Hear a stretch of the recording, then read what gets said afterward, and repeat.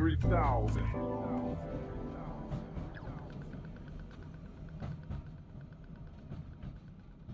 All right, what is doing? My name is Maloney. This is the 3000 podcast. I'm joined today by artist Rory Cushnahan. Did I say it right? Yes, you did. I did, man. I've been practicing. Thanks for joining us, Rory. I appreciate it, man. Nah, thanks for having me on, brother. I was stoked to be a part of this. Yeah, it's like I had you on the list, but then due to unforeseen circumstances, the guest we had scheduled couldn't make it, but we've had you called up, and I appreciate you coming at short notice. All good, Thanks. man. Thanks for having me on. So you are predominantly an artist. You're also a war veteran. Yeah. You've had an interesting past. Correct. So let's start in the beginning, man. Whereabouts in Melbourne did you grow up? So I grew up in two different suburbs. I grew up in Belgrave predominantly when I was, from obviously 0 to maybe 12, 13, moved to Kilsyth. More people know it closer to Croydon. Yep. And yeah, grew up in two different suburbs, man, with my mum, my dad, different weekends, different weeks. Very normal. Yeah, that happened when I was about 8. And yeah, man, Belgrave, as you and I discussed, as Tom talked a little bit about it the other day on the episode, that, to elaborate on that, like Belgrave's like the Nimbin of, Victoria. It's a super interesting place, close to the Sherbrooke Forest. A lot of different characters out there. Very artistic people, but it's still one of the only places you'll go where everyone's got dreadlocks, bro. You know what I mean? Like, I had dreadies when I was a kid, man, but that was a long time ago, man. So, a long time ago now. You've got the army cut still now. Still the fade, mate. The fade. So growing up in Belgrave, obviously kids are riding BMXs, riding skaties. What are you doing to pass the time?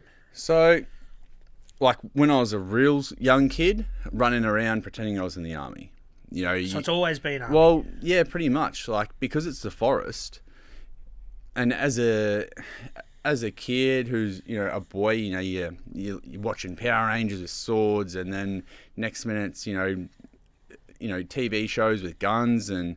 Or G.I. Joes, you're playing with them. Yep.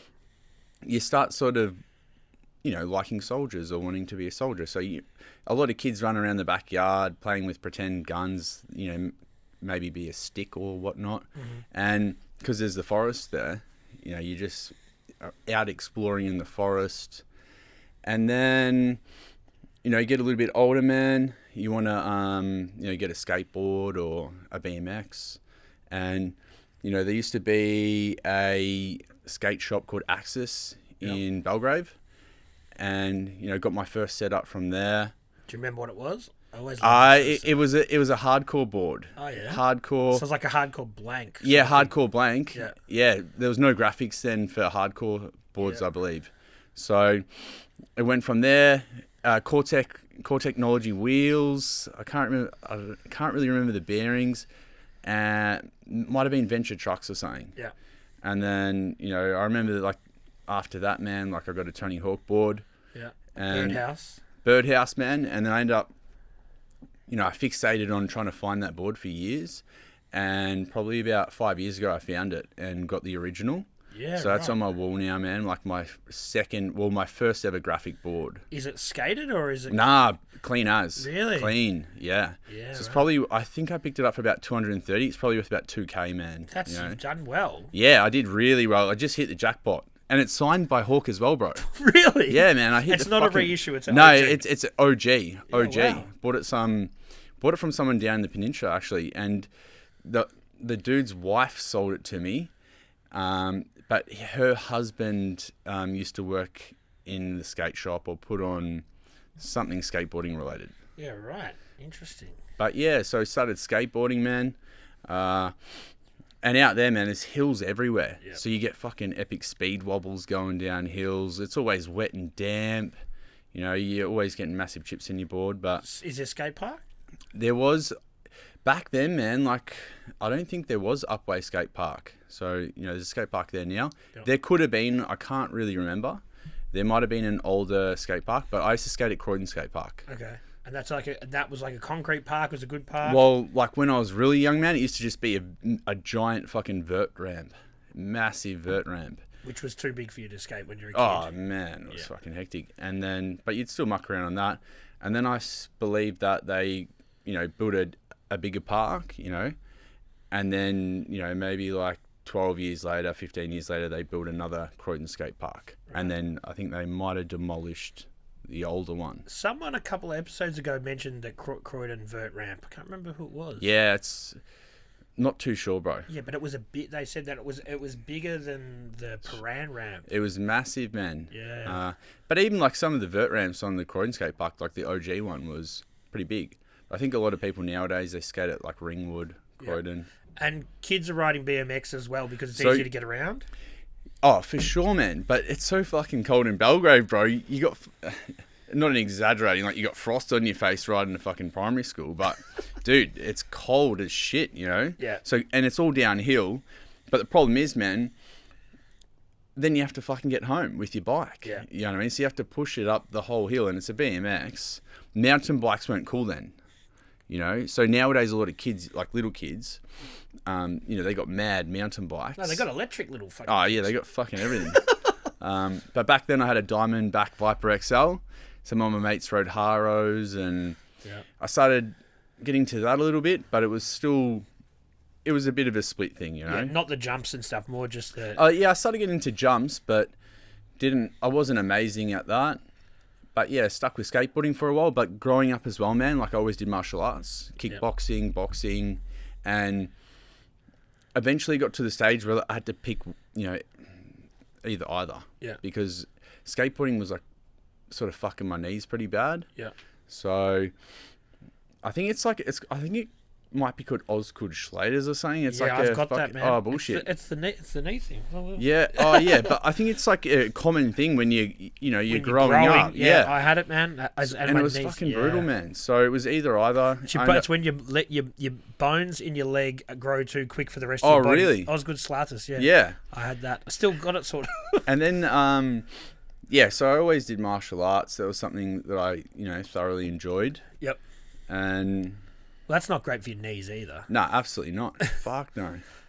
So you've got to make a decision sort of if you're going to pursue that more or whether you're going to keep skating, because I guess one or the other is going to fuck your body up. So what was funny, man, was in high school, I didn't really, we've all got little rorts to try to get out of school or... Anyway, going back to Belgrave, they used to have this thing called Golden Cobra Martial Arts. And one of the guys who... was a part of that. He started like his own sort of gym in Bayswater, and they had some sort of government thing.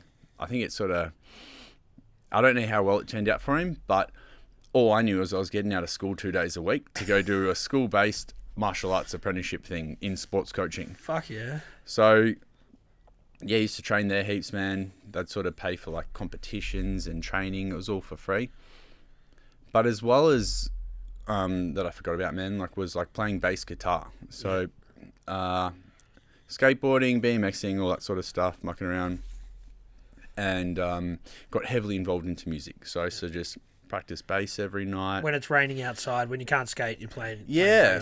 Well, that become a more, at high school, man, it was a more respected thing, you can go skateboarding, but it's very more likely you're going to get more birds fucking being in a band, man. So, started playing bass. I ended up getting, my first bass was a Samick, and then, I've still got it to this day. It's fucking mint. I've got a Mark Hoppus Fender, a signature edition. Really? Yeah, surf green, pale white scratch plate. It's probably one of my favourite things I own, man. Yeah. Because I've held on to it since I was 16. Are you going to go and see Blink when they come here next year? Fuck yeah, I've got mad tickets, man. And it was hard to get. Yeah. They all sold out straight away. But the last 2 times I were here, I've seen them. Yeah, same, man. Yeah. But I managed to get general admission tickets because that's all I really wanted. Mm-hmm.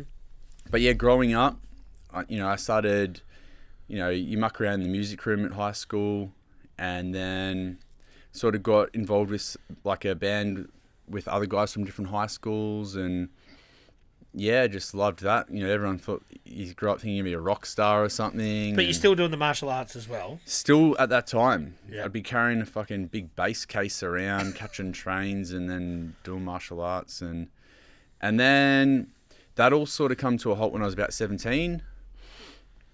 I can't remember why exactly I stopped doing martial arts and all that stuff, but you were doing well at that. Like, you're doing competitive and you're teaching and that. yeah, I was sort of doing all right. I was doing okay, but something like that, you know, you really need someone to take you under their wing, like heavily, to get good. And you probably have to focus on that. You can't be playing bass, you can't be skating. Yeah, You've got to exactly. be just one and track even mind. nowadays, man, to some extent, you know, like, you can be shit at 10 different things or somewhat good at one, you know? Yeah, what's about putting in the hours? What do they say? 10,000 hours. Yeah, to master something, man. Yeah. Fucking, if you're retarded like me, you go and put in 20, you know? So, there's no fine arts, there's no drawing or painting or anything like that yet? Not really. So, you know, your teachers, like in primary school, they fucking pump you up a little bit, like, oh, you're such an artist, Rory. It's like, and then I'm looking through shit, I'm like, nah, man, this is horrendous. But there was always that artistic thing, you know, like I did love drawing, but I didn't really know the steps to get to accomplish something decent, you know? So... Is that because they didn't teach you, or because yeah, you correct. Yeah. But I find it bizarre, like with... there's artists that are very artistic, and then there's artists that are very good at following steps to get a good outcome. Mm-hmm. You know, you do this, the outline, then you do the underlays, then you shade it. You know, some people are just more mechanically minded. Yep. So I find like people can... Like some of my mates that are tattooists, you know, they're really awesome at following steps and getting that but that's sort of a left brain, right brain thing as well. Because the artistic people can do the abstract. Correct. Exactly. And the other people are just methodical and they go, well, we're going to do it this way, and it'll be a perfect... Correct. Yeah, which is interesting because they're both artistic, but one's self-expression, the other one is just following a formula. Yeah. So it's... I didn't know the formula. But I, you know, really had that itch to always want to draw or paint, but I just didn't know how to, man. Yeah. And that, I guess, doesn't really go hand in hand with the martial arts either. Nah, or like, you know, after... Yeah, and then you go into high school, man, certain individuals you hang around with.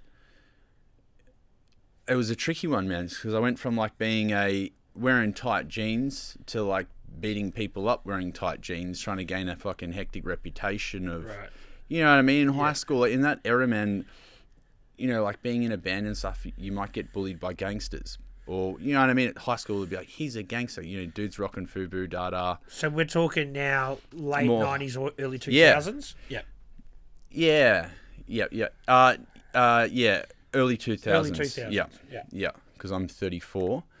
I think I would have been like... 2000, I think it would have been like grade 6 or something. Yeah. So like, you know, that's when Dada and all that shit, every person go on the Caribbean market, bro, buying up fucking some ad gear. Yeah, we had the South Melbourne market around here where you could get yourself some fake lugs and all that sort of stuff. But like, obviously we're sort of going all around the shop here, but like what I fucking loved, man, when I was in primary school, I used to go to Camberwell Market. Yeah. And heaps of pro skateboarders used to go down there and sell all their old shit. Yeah. So like...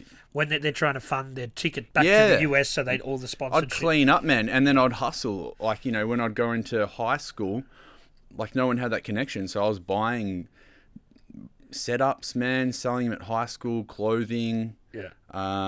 Always hustling, man, to buy things that like I wanted. Yeah. Because I not always got given everything I wanted. So I always wanted to find out a formula to figure out how to get cool shit. Yeah. That was always the thing, I think, for anyone in skating, that you would know that you could sell your old deck for $30 and you'd have that in your head when you go to buy your next one. Yeah, you're like, I can do that, or I can sell these shoes. But like, dude, I remember getting like a Cyrus D3s like when I was in grade 6. Yeah, that would have been about 2000. Yeah, and they cost like $13 or something, $12 at the market. Yeah, at the market, and they were like $200 Yeah, shoes. correct. They were like 200, and they were expensive as. That was before GST and shit. They were still expensive as fuck, man. Like, maybe like $215, $220, something like that. Yeah. So I remember kids like used to sort of give me shit thinking I was rich, like, oh, rich boy. It's like, nah, man. Like, but you would never tell them that hey, no, these are like second hand. They cost me fucking $13 or something. Yeah. Um, But the market would have been a great way for you to fucking get that sort of stuff. I was insane. Yeah. Like always, like America shoes, like even, it was funny, like, you know. Do you remember any of the skaters that you would buy them off? I know, is it Anthony Mapston or something? Yeah, like, so I think some of their shit. Yep. I think I fucking ended up scored one of his old bags one time. But a lot of those dudes would have hung out together and someone might have said, hey, here's some shit, sell it at the market. So but the guy who I used to buy my stuff off his name was Byron. Yeah. Don't know his last name, man. No idea. But I remember, like, as a kid, I rocked up to the Royal Melbourne show and saw him hitting the vert, you know. So I don't know how famous he is. Nothing, man. Just Byron. The mysterious Mysterious Byron. Byron. But yeah, I used to buy fucking heaps of mad shit from him, man. And then sell it, make a profit. Yeah, sell it, make a profit, as well as just rock fresh shit, man. You know what I mean? Like, always had good stuff. And you were still into the skate stuff. You hadn't sort of got into all the Nike kind of stuff yet? Nah, not yet, man. So, yeah, that sort of come about.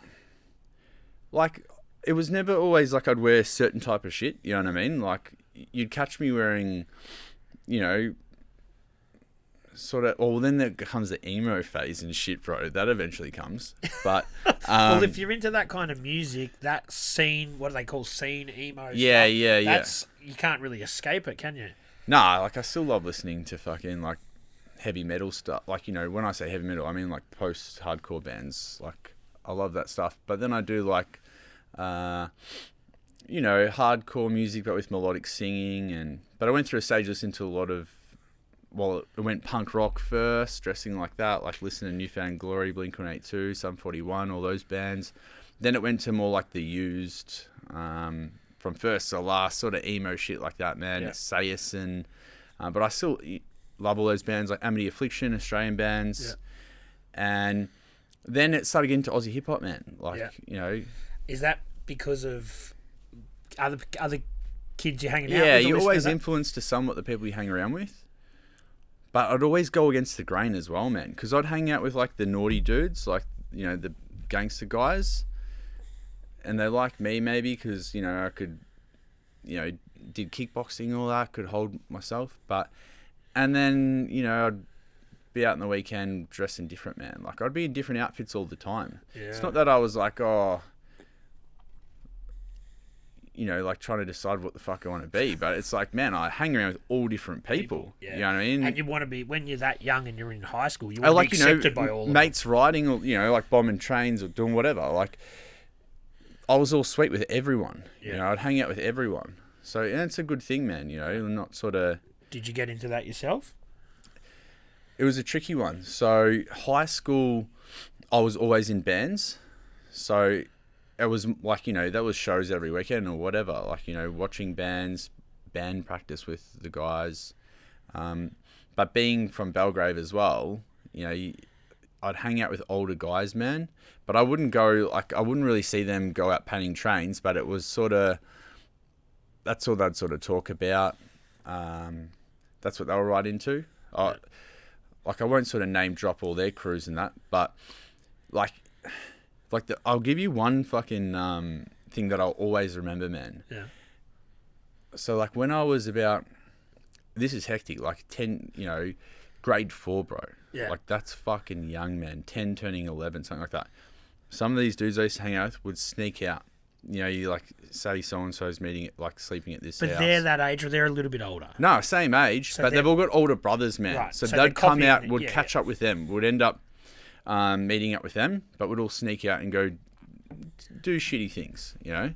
But I remember at Belgrave Station, you know, at some silly time, and like, you know, I'd be this big, bro, tiny. This dude, pretty cooked. Like, I won't name the crew, but, you know, it's Belgrave. Like, it's pretty obvious maybe who it might be, but this dude's just, like, cooked as he's like, just paint. All you'd have to do is just paint. And then just walked off. And then I saw it, but I remember, like, walking through all the trains, man, like, you could just pull the doors open. And, everyone sort of, you know, putting up whatever, but that's at a very young age. Yeah. So in high school, going back to that, so I had different mates because I went to Croydon Secondary. and then I had all my Belgrade mates, and they would go out painting. So they'd all paint, and then I was with sort of different friends all the time. So I'd go out, watch them sort of paint, but I wasn't that artistic at that point, you know. It was more martial arts, and then it went to playing in bands, but still stayed in touch with all those dudes as they painted, and then becoming friends with guys from around Croydon area that painted. Did it make sense to you? Because obviously, as you progress and where you are now... I loved it, man. Yeah, but did it make sense to you as far as, like, did you understand it? Did you look at it and go, culture, I know... or like no, I mean, like, the way that they did it. Could you look at it and dissect it, or did you... Oh, well, yeah, from a very... So, even going out those nights, bro, when I was, like, fucking, 10 or 11, we had spray cans. Yeah. You know? So, like, dude, 11-year-old fucking putting up... But you just mimic things you see off walls, bro. You know what I mean? Like, you'd be, like, putting up other people's tags because you're, like, a fucking child, man. Yeah. And there's no internet or something. Like, you can look up... So, yeah, because I think some people can look at art, their brains, and you can understand how it happened. Yeah, or, like, pieces, like, how to paint the layers and that. It wasn't like that. It's just... It's not... Like, I loved everything about it, but I had other hobbies. Yeah. So, and like, you know what I mean? You're somewhat time poor. You can't take on all these different hobbies as well as go to high school and you know, do all other things. But I just always loved it. Like, I fucking loved everything about graffiti, man. Yeah, like, you know, I had a lot of respect for the older guys in sort of the crews they did. Watch, you know, all the murals in Belgrave, them painting things. Plus, my mum was a hairdresser, man, in Belgrave. So it was like...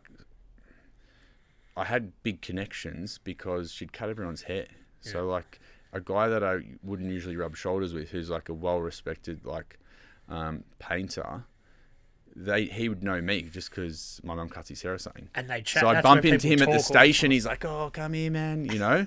But there's no other... I'd probably get fucking rolled any other way, you know? So yeah, you had a little entry point into entry point. Also, then the dudes from Croydon who... They had a little bit of respect for me because I was from Belgrave and was friends with some of those older guys. Yeah. Even though I might have dressed differently, they're like, oh no, he's cool. He's from Belgrave and he actually loves riding and, well, not riding, but like appreciates it all, you know? Appreciates it. He understands the culture. And then, like, yeah, going around that, like, and then it sort of, when I went to the army, you know, it was like, you know, time to get a career to some extent. So... And that's straight after school?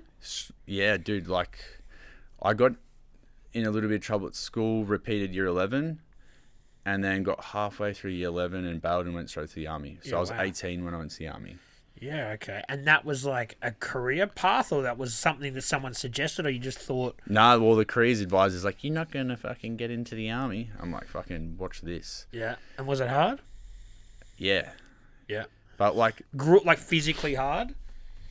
Oh, for sure, man. Yeah, but you've got the background of the... Yeah, so the background of fucking walking up epic hills in Belgrave, man, and, you know, going on benders as a kid, and you have to mission at home, bro. Yeah. And you're in the middle of nowhere. Yeah, it's like, it sort of builds you up, getting you ready. So do you remember the day that you went, all right, I'm going to do it, I'm going to go try and enlist? Yeah. Tell us about that. Yeah, I was sort of in a somewhat a bad situation. With family life, and I was like, fuck. You know, I grew up with a mum who has extremely bad bipolar, and when you're a kid, man, you got no money. You can't just like... Was that diagnosed then? Did you know what it was? Horrendous, bro. So you knew what it had the name and you understood it? Yeah. I understood it, but I had to understand it from primary school. Yeah. You know? But other people didn't really understand. It's very difficult to say to mates that for kids to understand that. Yeah. You know, it was tricky. Or if your mum might do crazy shit and say crazy things about you that are false, your friends will believe the adult. Yeah. Why would they believe a kid? It's because they've got... And they don't know what you know, mental health is about, or so. Luckily now it's getting a lot more accepted and people maybe it. They might teach it at high school, primary school, but back then it was different, man. It was very, very hard. And yeah, like suffered the consequences severely from that. Like I won't go into full details about that, but it was, Yeah, like I won't say I went to foster care for that long. It wasn't about that. Like I went, not long, but like, got taken off my mum for a reason. Okay. So, come from a different sort of upbringing. Yeah. A different sort of upbringing than compared to most. But yeah, I wish it wasn't that way, but you know, it is what it is. It got you where you are today. Yeah. I'd rather it got, like, you know, it may be. Yeah. Maybe. So then you decide you want to join the army. You make the steps. Well, yeah, he's still a fucking child. Yeah. Like, I had to ask my missus today, like, oh, was I 19 or 18? She's like, 18. I'm like, fuck. You know, and sometimes when you get a bit older, you start, well, like, you know, now I'm 34. I look at an 18-year-old and go, dude, you're young as fuck. Like, your facial features, everything about you, very immature. Yeah. But at that stage, when I was 18, like, that's a big decision to make, man. Mm-hmm. Massive. Like, willing to die. Yeah. At the age of 18. Yeah. You know, so it could be called stupidity. Yeah. Poor guidance. Were you fully developed? Were you? Absolutely not, bro. Your fucking jaw would drop if I showed you a photo of me. Yeah, Look like but you're doing martial it looks like a arts. primary school fucking photo. No, but I was always small, man. Yeah. Okay. So like even doing martial arts, like I always like or doing kickboxing, I do adult classes as like a little kid. So like sort of used to like, you know, sparring adults and whatnot. But no, not developed at all, man. I started getting taller when I was in year 11, so still quite young. Yeah. And didn't put on actual size and stuff like that till the end of the army, you know. Yeah. Being able to train. So when you go in there, and I'm someone who has no idea how the army works, so you go there, you say you want to join up, they put you through some, like, I guess... Rigorous training. Rigorous training, but also mental tests, I'm guessing, as well. You're going to have to tick a lot of boxes. They're not going to let anybody in. Yeah, so... And their characters. So the guy on my recruitment, like, you tell them... Yeah, they fuck with you a little bit as well, the dude's interviewing you, but... Because they want to test you. That's all part of Yeah, it. maybe. But, yeah, I ended up... At that point in time, all I ever wanted to do was infantry, and... That's what I pretty much said in the interview. I said, I only want to do infantry. And like, what are the other paths that you could choose? it depends on your aptitude tests, like, you know, how smart you are. Okay. But I just wanted to be infantry. That's all I wanted to do. I studied a little bit for all the questions they would be asking me. And then I got in. You know, that was big news for me because it was sort of... I really had no other option, man. Had no other option. So I'm like, fuck, this is all I want to do. You threw yourself wholeheartedly into it. Yeah, 100%, man. No, like, and it was fucking hard. You know, very difficult. Are you young in these groups that you are like? Yeah. Yeah. So there's a lot of Younger, guys that are 25, correct. 30 years old or something. Yeah. Mixed bag, but 18, that's as young as you can get, really. Yeah. You know, I think that you might be able to join when you're 17 if your parents sign off on it. Very uncommon. Yeah. So I ended up... Left all my mates, you know, said, see you later. Did they, what was their reaction? Were they like, why do you want to go join the army, man? Well, it's too unbelievable. People would be like, you're not going. Yeah. Wouldn't believe you. And does that then, out of spite, you're like, well, I'm all about that. Yeah, I can kind of get that. That's all I'm about. Yeah. If you Proving tell me people I wrong. can't do it, I'll bro. fucking do Don't it. worry about that. Yeah. So, but it was bizarre, man, because then you're off hanging out with some hectic guys. Yeah. And then you come home on holidays and you hang out with your kid friends again, who are all living at home. Yeah. So you're all of a sudden a wage earner, you're earning money, you're treated like a grown man, but then you're coming home and hanging out with your little mates. So explain it to us, like myself and the other people, that how it actually... So you'll go away for 3 months and train and then come home? Is that how it works? No, I didn't come home for nearly a year, I think. So 12 months Yeah, you go straight away, up. and it's just training. Intensive training for the start. So you start off at Kapuka. I believe that's 3 months. And where's that? Where is it? New South Wales? Yep. I think it's been a fucking while. And you're there for 3 months, but that's a mixed bag of people. So back then, when I was in infantry, females couldn't join infantry. Really? So, but at Kapuka, there's all different corps. So you got people that are doing logistics, you've got infantry, armoured corps, all different people wanting to go into different parts of the army, and there's females as well. So after that's called basic training. So you become a basic infantry soldier. some of these people never touch guns really again. Maybe for like half an hour a year, do their sort of, it's called LF6, do this sort of shooting thing test. Then you go to big boys after that. So then it's 3 months of training with, you know, what I did was infantry, training with only infantry guys. So it's more really physical based. And, you know, everyone's got a different experience of the army. And it really depends what year you joined or what's going on at that point in time with conflicts. But when I joined, man, it was in 2008. Like I missed out by, because rotations go sometimes in like 4 years, maybe sometimes less, but everyone wants to go to war. It sounds crazy, but that's how it works. That's like the graduation of that 100%. Sort of thing. Yeah. All right, we'll be back to the guests in a moment. But if you could, just hit that subscribe button. I need everyone to fucking subscribe. We're not asking for any money. It's not hard. It only takes a second. Hit the subscribe button and help us out. Cheers. When Afghanistan, so going off what I said, so I missed out by East Timor maybe by like a few weeks. I was in a good situation where I was going to get selected out of fuck all people to go, and then I got in trouble. So that, and I got in trouble in front of the wrong person. So on camp, just yeah. Right. Some dude kicked me off a chair, and then I went for a roundhouse kick for his mouth, and does that happen warrant in that office sort of stuff? Fucking all the time, so bro. Dudes are just because a lot of testosterone. Yeah. But it's just But do they let that? No, but sometimes. Yeah. It's a weird one. Self-governing to an extent. Well, no one likes a soft bloke in that scenario, so it's not respected, but it is. Yeah. The more hard you are, so dudes that might are more of a bad motherfucker. Like it's more to, like, you know, more respected you are. Well, yeah, like all the like not rumors but stories. Like, oh, that guy over there bit someone's ear off. That guy over there, he's a bad motherfucker. So there's parallels to prison here, sort of like where people are got to prove themselves. to people. Fucking oath, man. Yeah, of course. It's so like if two guys have an issue with each other, will they sort of say, "We'll sort it out"? Yeah, because we have a thing called the boozer, and it's like where everyone drinks. Man, there's a lot of fights. Yeah. Different sort of, you know what I mean? You cut, like going back.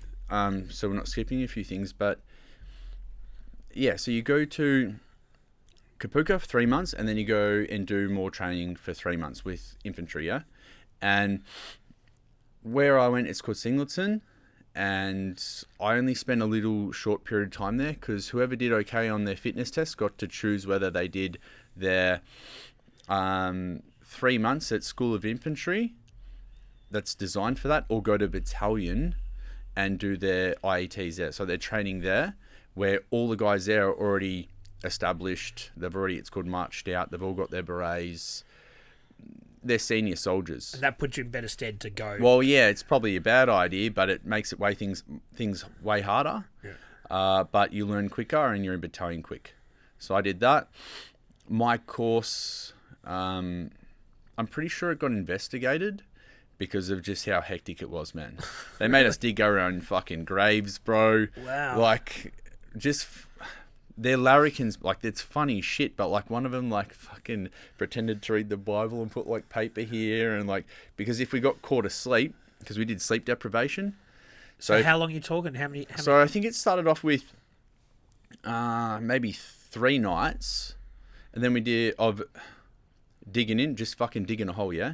Like, just, it's Darwin, it's 33 degrees, man. Yeah. We had to put our water, bury it, because it just fucking burns your lips when you start sipping on it. And dudes are burning out. They're tapping dying, out. Man. But are they saying... people will start hallucinating. Yeah. So, and that's with a lot of physical training. So we ended up doing, I think it was like 3 days, or, 3 nights no sleep. And then it might have been another 3 nights or something of urban tactics with 20 minutes sleep a day. So it ends up being nearly a whole week of no sleep. And then we had to run 13 kilometers with a stretch and carry. So it's like maybe like an 80 kilo dummy. You got your pack on, guns, 13 Ks back after no sleep, man. Fuck. Plus people get bad blisters. But man, that doesn't even touch the sides of some of the shit I've done. Not even touch the sides, bro. Yeah. So And you can't show weakness. You just got to keep pushing through. nah, man. You know, this is a long time ago, but nearly half of these dudes failed, man. Yeah. So I broke my hand doing it and didn't say a word and continued on for maybe 2 months with a broken hand. And now my fingers healed all weird. Yeah. But didn't say shit, man. Did the whole thing with a broken hand. Because if you said that, then Because you get back squatted and have to redo the whole fucking course again. Right. Because you want to just get to that end goal, which is 100% just to get that beret. Yeah. The beret. Yeah, and the then beret is very meaningful. Like, once you get that beret, because a lot of other corps at that point in time, like, you know, they don't have berets, they wear a slouch hat. So we're all about, it's a hard flex, man, like having that green beret. Because infantry's more frontline soldiers. It's as sort of as soldier as it gets, besides, like, you know, commando, special forces, all that sort of stuff. Yeah. You end up, it's way harder training, very fucking physical, hard to pass. And yeah, a lot of people just get injured. And if they do get injured or if they don't make it, do they go back down and they try and finish? Go back down, they try to fix you. Yeah. But the dudes who ran my course, man, are fucking hectic guys. That's why I was saying everyone has a different experience of the army. Some people just breeze through. Yeah. Like one guy got kicked out of our platoon and then got best soldier of Singleton. So it goes to show the difference, yeah? Like this dude gets kicked out for being shit and then gets best soldier. Like a few weeks later, yeah. Well, whether or not he applied himself, but they were two different places. Yeah. Okay. So one's much easier, one was harder because we did our training in battalion. These dudes are at Singleton. One could be harder one time, one could be easy the other time. It depends who's training you. Yeah. It depends on the weather. It depends on many things. A lot of factors. But these guys who were training us just come back from Iraq. They're all actual veterans, you know, war veterans. They got runs on the board. Yeah. You know. So then you eventually get your beret, I presume, and that's a big day for you. How old are you? Yeah, big day. 18. At 18. So you did all this. 18, 3, like, maybe 18 and a half, maybe just turned 19. So I can't really remember. You're one of the youngest by it. Yeah, but a lot of us were pretty young, but yeah, probably one of the youngest. Yeah. And so then the next step is you. Actually, I had a mate that was a bit younger. So I might have been just turned 19, and some dude's 18. But it's an achievement for someone that young. Oh, it's massive, man. There's no way I could do it now. No chance. Right, because you had youth on your side. Tough as fuck. Yeah, it's this. Well, you got no other option, man. Yeah. So I remember going back to our earlier conversation where I said, I didn't give myself any option to fail, man. Yeah. Other people wanted to fucking run home and go back to their mums and cry. But I'm probably sure I wanted to do too. But there was no option, man. I just needed. Plus, I didn't want to look like a failure. Yeah. Imagine how embarrassing that'd be. Like, Rory's gone to the army, comes home, and sorry guys, I failed. There's no fucking way, man, that was going to happen. So that happens in 12 months. You go home for your holidays, or go home for the holiday. I think I went to like Pyramid Rock or something back then. Yeah, I think I was at that one, man. Was it 35 degrees? Yeah, probably. No, seeing Pez playing shit, man. I was at that one. Yeah. Well, was it 2008? Yeah. 2008, 2009. Yeah. Grinspoon, Hilltop Hoods. Yep. I just remember Festival Song getting filmed there. Yeah. So that was it was like 34 degrees for like 4 days. That's all I can remember about that Pyramid Rock. Fuck, man. But yeah, I remember listening to Pez and it was a weird experience going from that for a year and then partying. Yeah. And so then how much time do you get off before you go back to the army stuff? I think it would have been like 6 weeks or something. Yeah. 6 weeks. And then obviously, it's hard going back, man. Yeah. Getting on the piss for 6 weeks, going hard because you got money for once. Yeah. So it's like guys doing fly in, fly out work when they come here and they want to let their hair down, you know? Yeah. But it becomes sometimes a vicious cycle, man, because I've seen some of my mates do sort of mercenary work, and it's a tricky one, you know? Because you go off, earn big dollars, and you come home, and it's like a slingshot. You hold someone back from doing something, they'll go heavier, like, on the end process. Yeah. So when you do go back, are you getting closer to actual deployment, or what? You just never know. So we'd already done, in my battalion, East Timor had happened, and then Iraq. Are you itching to go? Are you guys all sitting there like, today might be the day? All you want is medals, man. Yeah. All you want is medals. Right. Because, like, going back to, like, who you're spending time with, it depends what you respect, yeah? It's like, if you're painting trains and hanging out with dudes at that point, you're not really wanting medals, are you? You know what I mean? You're wanting to bomb fucking, or, you know, paint the best trains or whatever. Each train's a medal, though, in itself. That's true. Yeah, for sure, bro. So Some sort of legacy. Oh, yeah. So, but I just wanted medals, and I know they're fucking hard to get, man. Like, well, do or die, like legit.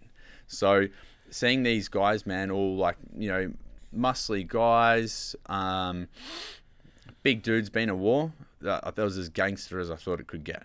As simple as that. Probably still do, mate. Simple as that. Depending what the fuck you did there, though. That's another story, man. So if you're there and sorry, what's the word? Infantry.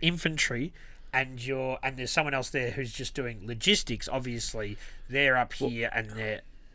Is that how it's perceived? Absolutely the opposite way. Right. Okay. So, absolute opposite way. So how is it? So it depends, man. Like, I don't want to fucking get anyone upset. No. But this is just your opinion. I'm a straight shooter as well, bro. Yeah. Everyone has a different experience of war. Yeah. Some people experience worse things. Some people are on a fucking base where there's a coffee shop, nice showers, food. Yeah. Some other people are shitting in a plastic bag with no fucking hot water, freezing their dick off. Yeah. With no washing machines, no internet for 6 months, doing 30k patrols, nearly stepping on IEDs every 2 seconds.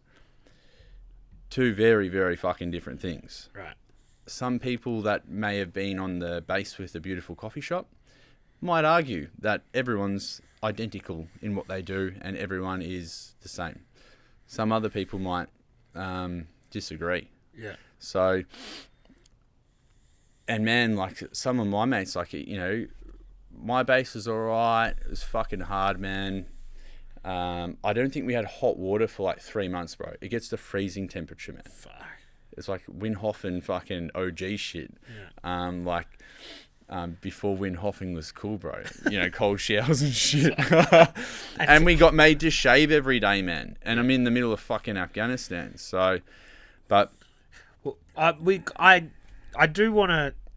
This is cool, but I just want to talk about when you actually... When you first went.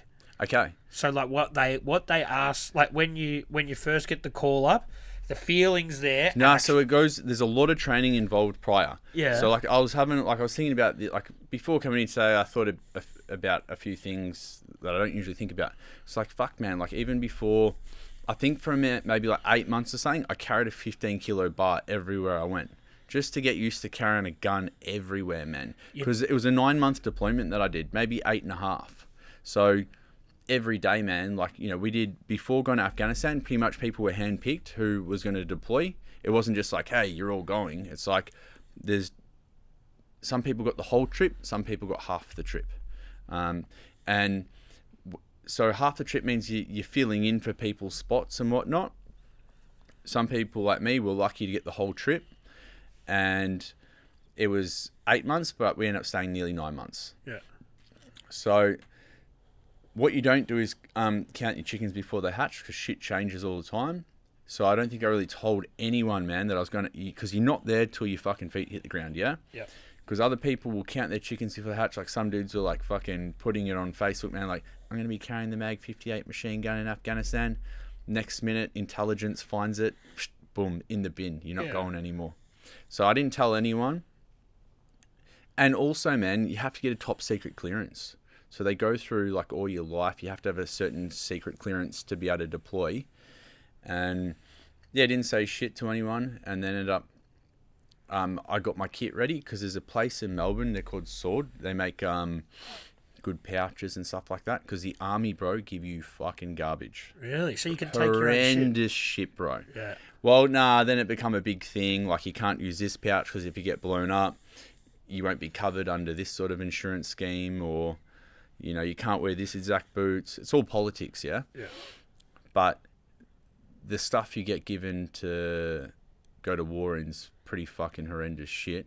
In saying that's completely changed as soon as we got back from Afghanistan. Right. So fucking typical, man. Yeah. So, but yeah, get told, go to Afghanistan, sweet as.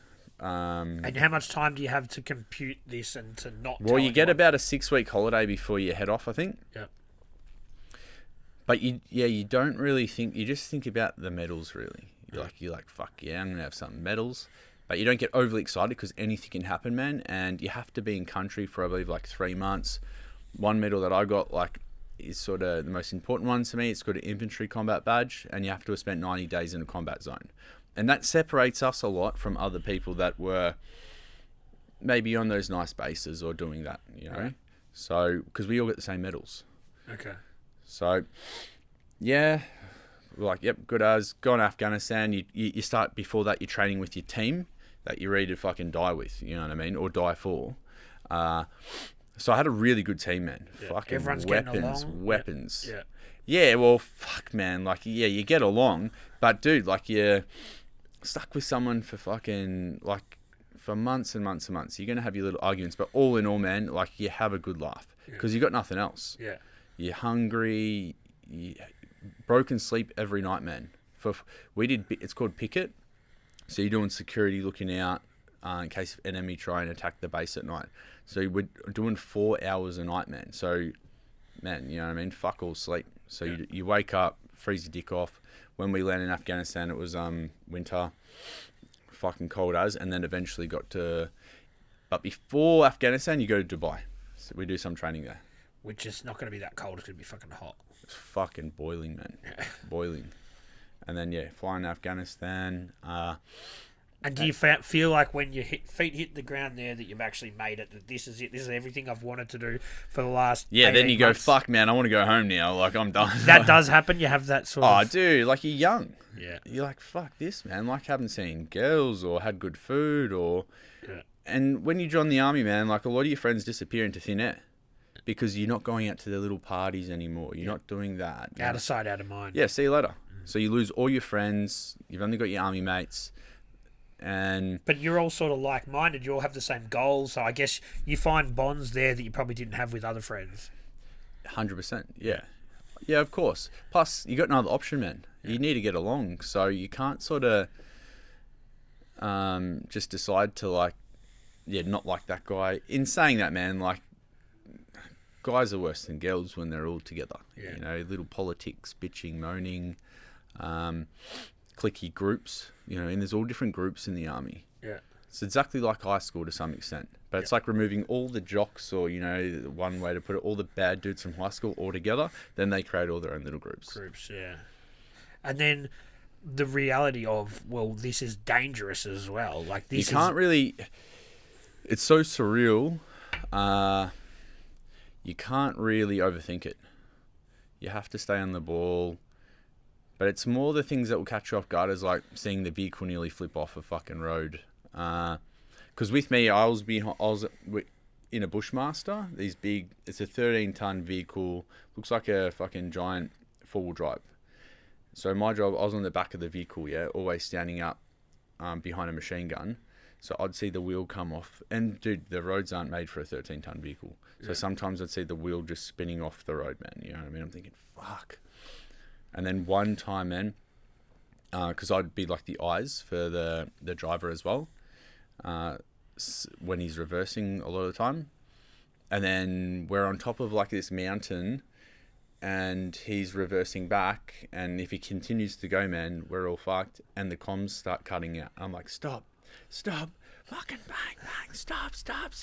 So this is all the shit, you know what I mean? Like, it's not just bombs and enemies. It's like dangerous workplace accidents can happen everywhere, man. And are the Afghanistani Try not to people... fucking spill my beer, son. No. Are the Afghanistani people, are they welcoming? Are they of not course, welcoming? bro. And they'll blow you up 5 minutes later. Like, so you just don't know. You never trusted anyone ever. Be nice, like how Aussies work, bro. We're nice to everyone. Mm-hmm. You know, I got sent there to mentor the Afghan National Army. So our purpose of going there was to give them the skills to fight their own war. Yeah. So what's bizarre for someone like me is seeing civilians in Melbourne at that time when sort of that Afghanistan shit kicked off, and everyone's like, oh, fuck those army people, they left him to die. Man, I went to Afghanistan in 2010. That's when we started exiting out of Afghanistan. Yeah. So I left in 2011. We collapsed our base because we were all starting to exit the war from Afghanistan. That's 2011. So 8 years, 10 years, can't remember the dates. You know, I disregard this shit, bro. You know what I mean? Yeah. But everyone's like, those fucking, they left them. Well, yeah, without getting too political. Oh, yeah, man, I'm not into that shit. Nah, but I think they were probably, they were. Yeah, well, yeah, we won't go down a political way, but we tried our very best, man. We, you know, we're all about, you know, giving women an education, letting women exit their houses, and things can get pear-shaped, bro, from this point, but they just operate differently over there. Yeah. Man, I love, like, most people, the first question I get asked is, oh, do you dislike him? Absolutely not, mate. You know, where I get my hair cut, all those dudes there, awesome guys, man. And when I first sat down in that chair, I was like, fuck, because they ask you, like, you know, you start talking about to your barber, man, you know, after a few haircuts, you start telling them about yourself. I'm thinking, fuck, man, are these dudes pro-Taliban or something? Like, you just don't know. Yeah. But really good guys, man. But some of the things I saw over there, bro, were, not cool, man. Simple as that. Yeah. Really bad. And that's what I guess people are trying. Well, the idea was to try and change, but I think there's culture there that I don't think is ever going to change. Oh, some people just like fighting, man. Simple as that. Like tribes versus tribes, it's forever. Like they've done it forever, and there's no, obviously as well, man. Like I joined the army for my own reasons, not to fight political battles for the fucking government, and I didn't strongly believe. You're too young as well, man. All you're gonna do is be a soldier and fucking I'm a sick cunt. You know what I mean? Like I'm a soldier.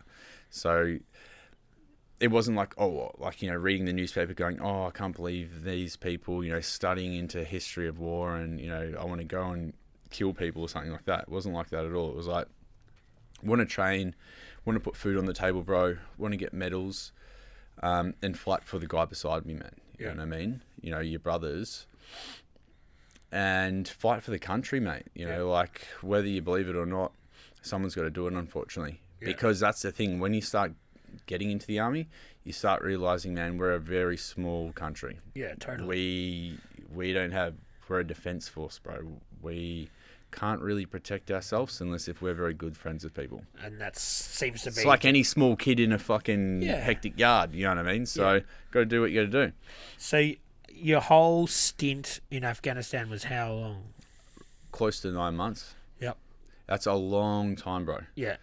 I end up, so 6 months in, man, I end up going to Miami, yeah? I had 2 weeks off. So, this is actually a fucking funny story, man. Yeah. So, because you're not allowed to drink, yeah? Like, when you're going to war, you're not allowed to drink. Tight as rules.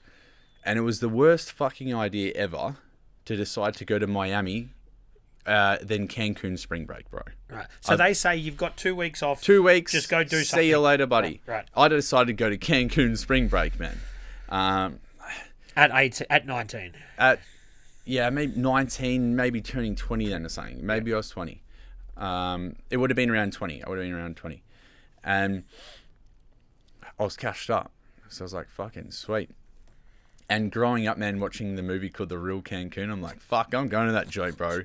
And I'd never, MTV movie, I'd never been on a plane before going to the army. I'm like, yeah, I'm going to that fucking joint. So, so I ended up flying to Miami, hadn't drank for 6 months, got a few bottles. My mate that I was with, he went to sleep, and I went down to the beach and met a few friendly people. Yeah, they're like got a boom box, they're partying.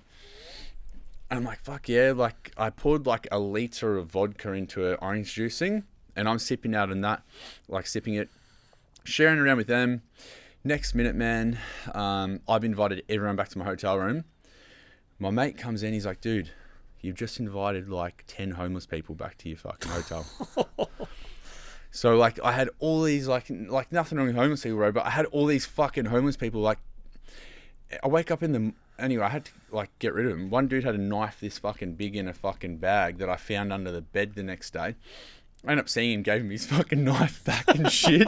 I'm like, dude, here's your fucking knife. But, and then, man, walking through Miami the next day, like, random, like, construction workers are saying, "Hey, Rory, how are you?" I'm like, "Fuck, I can't remember shit from last night, man." Because you had to blow off some steam. Yeah, I had a big one, and then ended up going to. And this is when Australian dollar was the same as US. Yeah, I ended up blowing like 14K in that week. Yeah. So I had my own villa at the Hilton in Cancun. Yeah, ended up fucking getting into mischief in Mexico. Ended up fucking. Do you have a sense of you're not going to get in shit because you're a soldier? Do you think you're kind of a little bit above the law, or is it just a thing that you're young? It's just in you, bro. Yeah. Like it's nowadays I can walk away from anything, man. Yeah, because of maturity. And I struggle, but I can somehow force myself away from something. Back then, it was I liked ruining people's ego. Yeah. So yeah, end up going back to Afghanistan, giant fucking black eye, like sort of a caved-in eye socket. And that's just how it was, man. It was sort of normal. And your superior's like, "What are you doing, man? Yeah, that's of not course. how you fucking you just be sitting there reading a book." Yeah, but not really, bro. Yeah. Not really. You know, yes and no. Yes and no. Because as I said, infantry dudes, I can't generalize, but it's a story. You know what I mean? Yeah, so, and I frown upon stuff like that now to some extent. Like, I understand it, why people resort to violence. I completely understand it. And some people wouldn't, but it has consequences. As simple as that. Severe fucking consequences, bro. Totally. Horrendous consequences. And that's what I think a lot of martial arts sort of teach you, that is at the last resort, and you sort of need to... It's a tricky one, man, you know, like, because I always prayed to have a daughter, just so I wouldn't have to have a boy and say, "Hey, let's teach you how to fight, but don't fight anyone." Like, come on, bro. Like, I'd rather my kid not know how to fight and get bashed without having to fucking defend himself and end up in jail for many years. So you think that martial art mindset is a little bit contradictory? Of course. If you know how to... Well, jiu-jitsu might be amazing, yeah? I can't speak on all different martial arts, because that's a good one, yeah? But also, bro, how the courts work in Victoria... Injury fucking, it's black and white. Yeah. Simple as that. Like, if you do serious damage to someone's health or whatever you do, the community, there must be a consequence. Whether it was in self-defense, bro, you're gonna get in trouble. Yeah. It's like you hear these stories, man. Someone breaks into the house, some dude defends his fucking wife, and he gets locked up, or he's done for murder, bro. Yeah, that's and that shit, it's a crooked. It's a crooked system. Some things, and it depends on the judge you get. It depends on your background. A lot of career criminals, bro, they get a slap on the wrist. Someone like me, you're fucked, bro. Yeah. War veteran, you're fucked. You're in trouble because they... Big trouble, man. Yeah. So when you get out of the army, you're an early young veteran. Do they bestow that honour to you? Do they say you are a veteran now? It's you'd never say, like, now that I'm a civilian, man, it's been 10 years since I've been out. That's when you start, like, sort of calling yourself a war veteran. In the army, bro, it's like, man, you're a loser, bro. Don't call yourself a fucking war veteran. That's embarrassing. Like, it's not cool. Yep. Or not have, like, army tattoos, man. Like, don't fucking have an army tattoo when you're in the army. Shit like that, yeah? Yeah. And it's sort of annoying because the older you get now, I'm like, fuck, I wish I had bought all that memorabilia. Like, you know, like fucking all the T-shirts that I used to wear, like buy more, like, because you'd have all different T-shirts, you know what I mean? Yeah. Like what battalion you're in or company and I'd never buy it because, like, no, it's fucking shit. And then now I'm like, man, spewing I didn't buy that stuff. Because you look back now that you're a bit older and those times have changed, you wish you had all that stuff to remember. Yeah. And so what do you at this stage, you're in you're 21. Early 20s, bro. Early 20s. Yeah. Do you decide the army's not for you anymore, or what do you do? So like I got back from Afghanistan, man, and ended up going to like a event on Australia Day, met a girl, and she was a school teacher and presented really fine, yeah. Got along with her really well. And then we sort of did the long distance relationship thing. So she was teaching on an island called Elko Island and would have our holidays at the same time. and she came and stayed at my house. And we had a really good week together, and we went to a friend's barbecue, and my friends were talking about car accidents. She ended up disappearing, bro. So, and we were sort of very concerned for her. We all looked for her for about maybe 4 hours. And then I ended up going back to my house. I was literally going to call the police. I had no other option. Because Darwin's pretty dangerous, bro. Yeah. The last thing you want is a female walking around the streets of Darwin. This is not smack bang in the middle of Darwin. It was called Palmerston where I was. You don't want some female walking around there at fucking midnight. Yeah. Got back to my house. She was crying, and I said, "Is it something I've done?" And she's like, "No." And she wanted to leave. I said, just let me know what's happened. Like, is there something I've done? And she's like, no.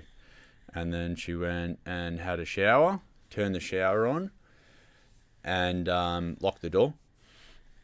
And then I thought, okay, it's a female, give her some space. And the shower continued to run with no movement. So I thought I'd look under the door and saw feet, and yet she'd hung herself. Fuck, man. So she used her handbag to do it, bro. But what happened was when I saw the feet, I ran and grabbed a butter knife and opened up the door handle, and I could see her hanging off the fucking the shower screen. So I tried to hip and shoulder the door, wouldn't work. I fucking kicked it down, man. Like cracked all the walls. Quickly grabbed her, dragged her to my front door, man. Started doing CPR, screaming out for help. And I had an army mate who's very well trained at CPR, lived next door to me, and he ran across. Like, dude, I was in somewhat shock. Yeah. My mate, he took over. He started doing CPR, and I called an ambulance. And yeah, just fucking couldn't believe it, bro. Absolutely just could not fucking believe it. I was like, what the fuck? What has happened, man? Like, how the fuck has this happened? Like, I don't get it. And even to this day right now, bro, like, I still don't know the full fucking story. I don't get it. But I hadn't been with her for that long. And I was like, fuck, man. Like, I'm going to get accused of doing this. Like, I had a great week. This girl comes, stays at my house, and then does that. I was like, fuck. Can't believe it. And now I've gone to the hospital, bro. She was, it was too late. But in saying that, because I did CPR, it kept her, I got her heart going again, and she was put on a machine. And at least I gave her parents the opportunity to say goodbye to her while she was still alive. Did they understand the issues that she had? They ongoing? did, yeah. So I didn't know. I was the only one who didn't know about any issues. Right. So, like, I won't open up or say about her issues, like I told you earlier, like not on air, but it's something that I was never told about her having post-traumatic stress disorder. And by my mates maybe talking about car accidents, it's fucking triggered something. Yeah. And dude, like, man, I just didn't know what her parents were going to say to me. I was like, fuck, like, is her dad going to try bash me? Or like, is it, what the fuck has just happened? This is like a movie. Yeah. Like, I could not fucking believe it. I was on holidays at that point in time, man. It was like a week into my holidays. I only had 2 weeks off, and they eventually pulled the plug. And I just fucking couldn't believe it, bro. And then the army handled it really fucking poorly as well. Really? Horrendous. They were just really concerned about me leaving, going AWOL. But that was never going to be the case. But man, like, they fucking, because there wasn't many corporals at that point in time in the army, because we'd all come back from Afghanistan. Everyone's left. So, they needed me to, go to work. But yeah, it was fucking handled very shit, bro, unfortunately. So I went back to work, and then they wanted to send me outfield for 8 weeks, nearly like a week later. Yeah, a week later, bro. 8 weeks, 2 months, out in the field, leading men, like commanding men. I was like, fucking horrendous. So, cut a long story short, I ended up sort of sorting that out to some extent. Had a few weeks off, and then, it took me a long, like, that's when I was like, I kept sleeping in the same room, bro. Like, that was a fucking dumb idea. I had to pay out of my own money. Like, in the army, you don't earn much money, bro. Like, earn a bit of cash from Afghanistan, but that was away, and then have to fucking pay to fix the walls, the door that I kicked in, ended up going to a funeral, did all that, paid for flights, come back, kept sleeping in the same room. Like, I had mates offer me to go stay at their house, but I'm like, nah, like, I didn't want to be a burden. But man, it was a fucking hectic thing to go through because I couldn't talk about it. No, but I would have thought that the army would understand PTSD and would. Absolutely not. Really? Absolute. Back then, man, it was very frowned upon. PTSD, fuck no. You just didn't. It wasn't. There was no such thing. Right. So if someone came back from seeing a horrific thing at war, it was frowned upon heavily, bro. Right. To some extent, like, you're soft. Yeah. Simple as that, man. I saw it happen, mate. I saw people fucking... Because I'd just come back from Afghanistan. Yeah. So I was still sort of recovering from that to some extent. Yeah. And then that happened to me. I was like, holy fuck. All my mates had left the army because they'd done 4 years. And I ended up staying... I can't remember exactly all the dates to perfection, but I come back from Afghanistan. Then I went on a training course for 3 months at Kanungra. Did that, and then come back, and then that's when I must have met her. And then after that, like, I'd already done close to 5 years. I was like, man, I need to fucking get out of here. Oh, and if that had never happened to me, man, I'd still be in the army now. You think so? 100%. Right. So that just shook you up, obviously, understandably, to the point that you thought, I don't really want to be around any of this sort of hectic stuff anymore. I need a change in my life. Nah, like, I love hectic shit. Like, it was more the fact that you miss home, man. You're never home. Yeah. So, like, I was based in Darwin for 5 years, or close to 5 years, but that was not my home, bro. Yep. I love Melbourne. Like, I fucking love Melbourne. Everything about it, man. Yep. Darwin had different people, bro. Yeah. Very, very different people. Not to generalize, but, man, that's outback shit. Yeah. Like, even before joining the army, man, I never knew there was such thing as fucking cowboys, bro. Yeah. And I rock up to Kapuka, man. There's dudes, like, full of Cobra hats on, belt buckle. I was like, what the fuck? This is, like, that's not real. Yeah. And, like, yeah, like, a lot of country dudes in the army. But, yeah, that pushed me to get out. I was like, fuck, because you can get trapped very easily, bro. Get institutionalized to some extent. The real world becomes a very scary thing. Yeah. Because, and then, because, like, joining the army at 18, bro, that's when you're very heavily influenced into any culture you're in. That's when you turn into a man, and that's when you're very, very easily influenced. So do you think with that incident, that obviously makes you think... Some things happen for a reason, man. Okay. As sad as it is, Yeah. it changed my life. Yeah. It took me 2 years to get over it, I reckon. Yeah. It was fucking horrendous. And I was so young, no one would understand. My mates were still living at home, bro. Yeah. None of them had jobs. Yeah. So then And I'd already been to fucking war and witnessed that. Witness that, which is a lot for anyone to Man, to take it's a on. lot for fucking, a grown man, let alone a kid. Yeah. And so then you head back home, back to Melbourne, and I guess do you think about life after the army? That you've done That's all with I the talk army now? about. That's all I had to talk about, because it's like going from one world to another. Yeah. And there's like, okay, you go to jail, bro, you speak boob slang, come out, and you're still dropping, this and that, fucking, boob slang, yeah? Army has slang as well. Like, filling up water, bombing up your water. Like, all this weird slang that you need to start, like, trying to think, hold on a second, like, I'm not going to go bomb everyone's water up. Like, I'm going to, hey, do you want me to fill your bottle? Or, and remember, like, swearing, man, in the army, you're surrounded by masculine dudes who you're dropping the C-bomb every 2 seconds, swearing heavy, very inappropriate jokes, very dark humor. Yeah. Horrendous humor. But, like, that's who we are, man. To get through the times that a mate might die, like, what are you going to do? Cry? You still got to go out and patrol the next day and get the job done. Yeah, for sure. So then you must feel reasonably lost then when you decide you don't want to do that, you're not really sure what you want to do with such a lot of your life ahead of you. I just wanted freedom. Like, to have any haircut I wanted, to grow facial hair, to get my hands tattooed. Yeah. Shit like that, man. Like, You're not allowed to get your hands tattooed.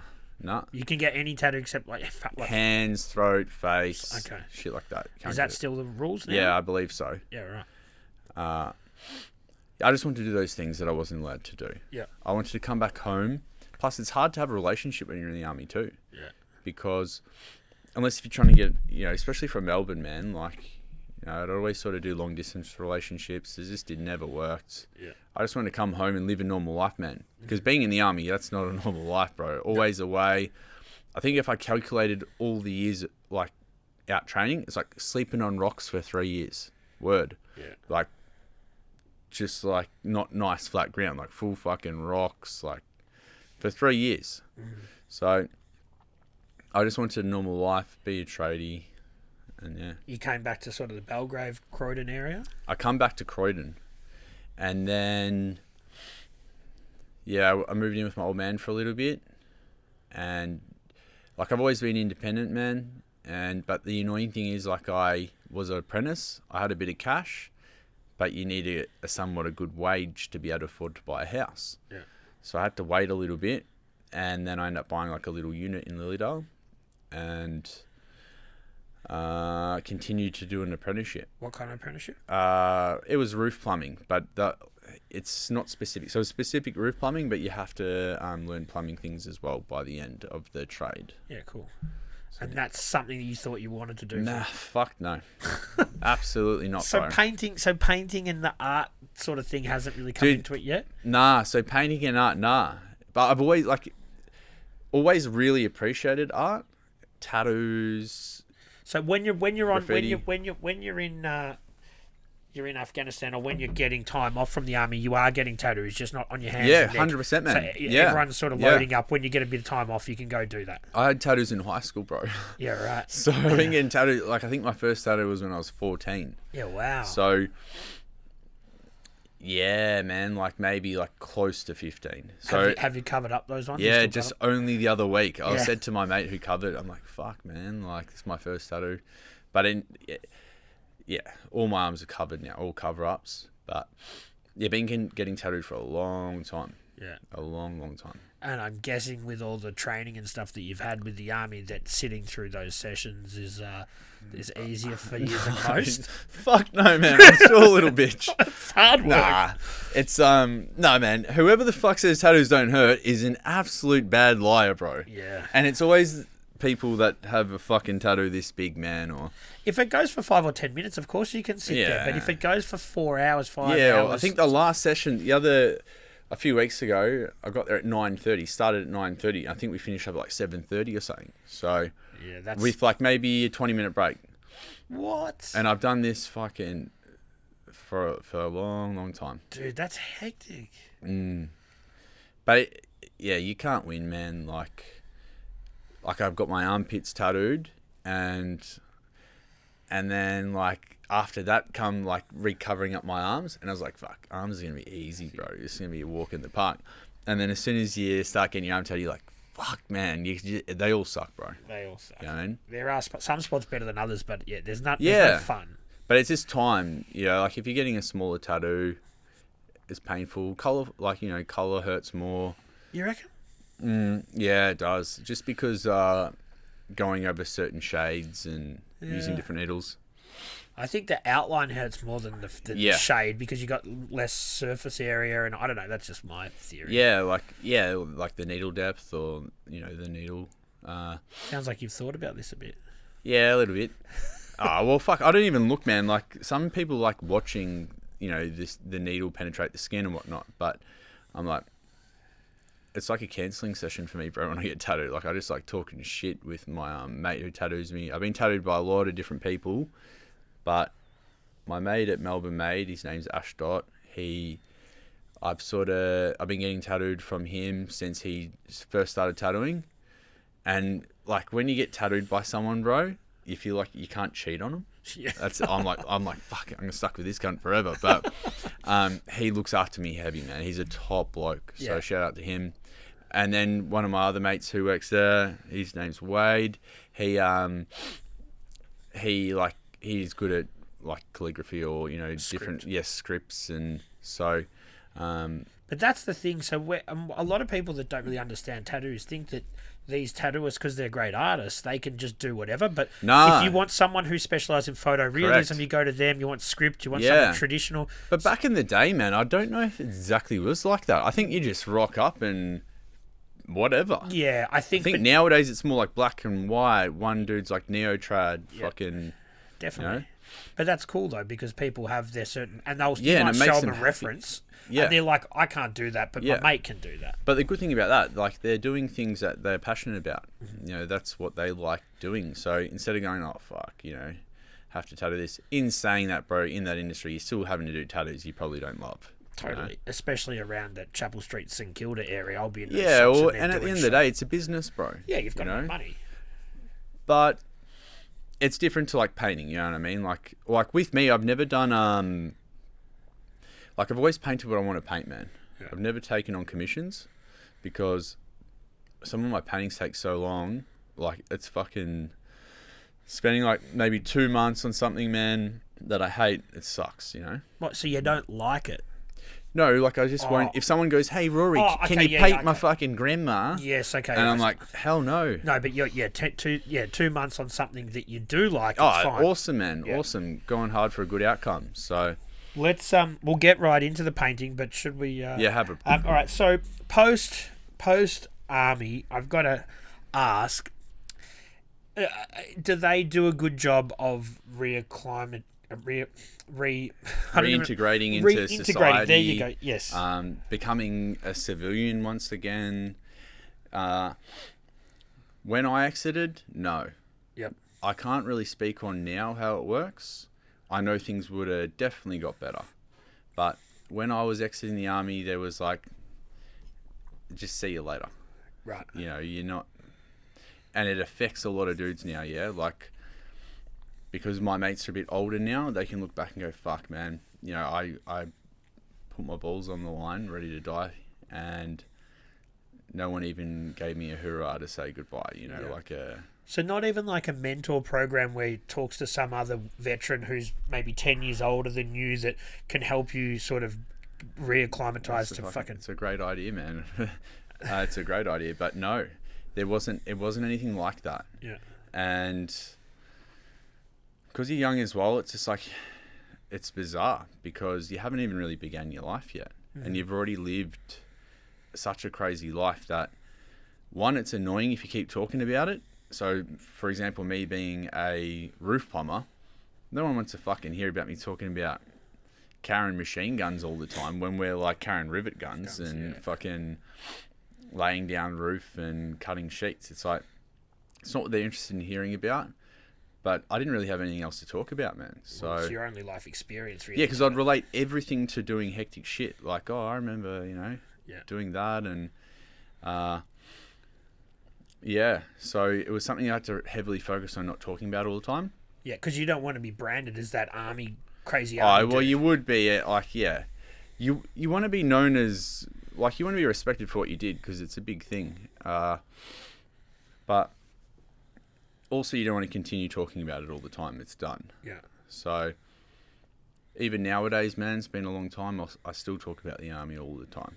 Yeah. Because I find it's a very respectful thing. I've done a very hard thing to do. Not everyone, you know, it's a rare thing to do as well, man. It's not a common thing to go to war, to join the army. It's very challenging.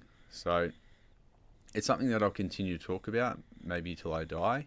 But some people are completely fixated on it, bro. Yeah. They will never move on, meaning they'll never get another job.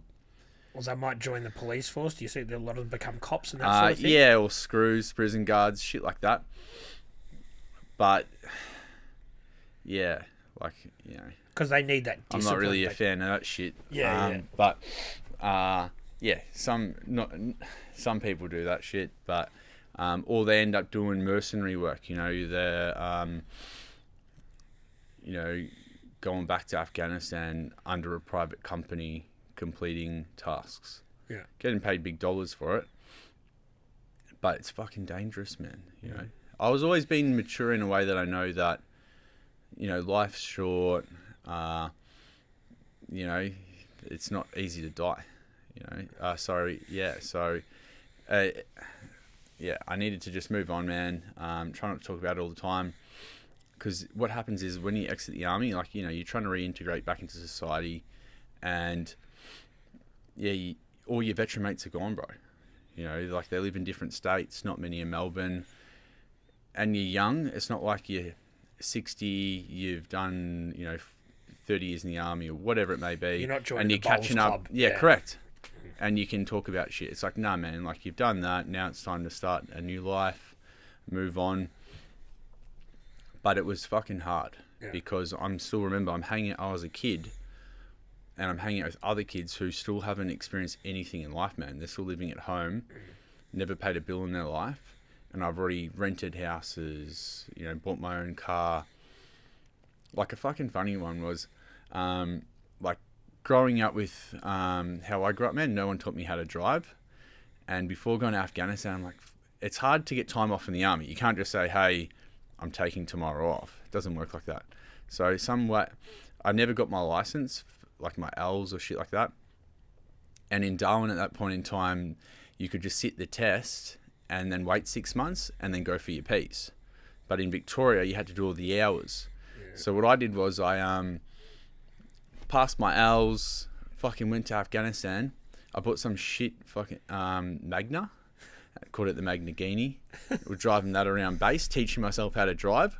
Probably did that about 5 hours all up, yeah. Then the car died, and I left it out the front of my house in Darwin, and a housemate at that time just gave it away to a random.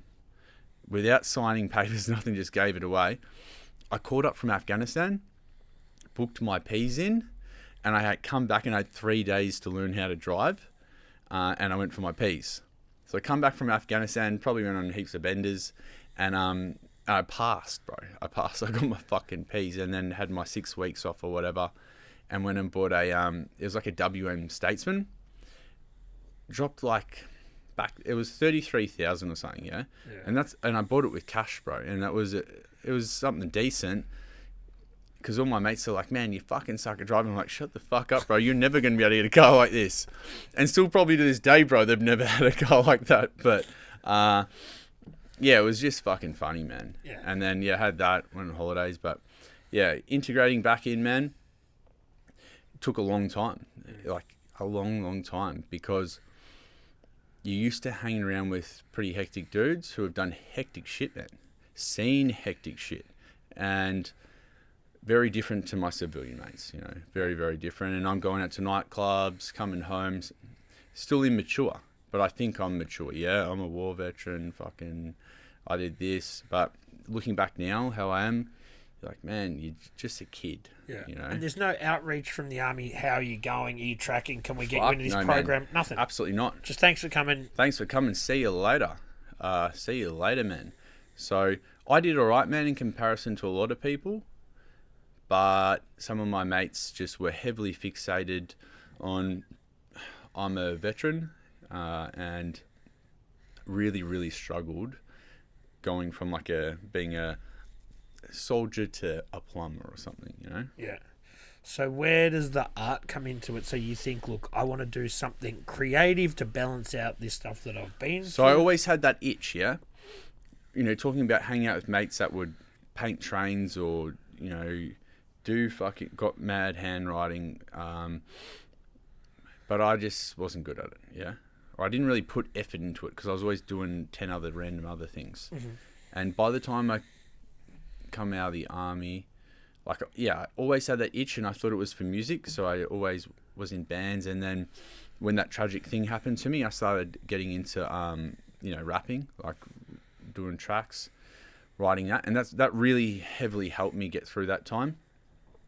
But it was not healthy at all, writing depressing songs. Because that's all I would write. Yeah. And reflecting on those depressing times over and over and over, it's just not healthy, bro. Yeah. So it's healthy a couple of times, but doing it repetitively. All the time, bro. I was just writing like, or, you know, like, because I had so much to rap about. I'm like, fuck, man. Like, I had a lot of respect for dudes, you know, rapping in Melbourne. I just loved that. And what I could rap about was very different, bro. Like fucking Afghanistan, carrying machine guns, fucking hectic shit.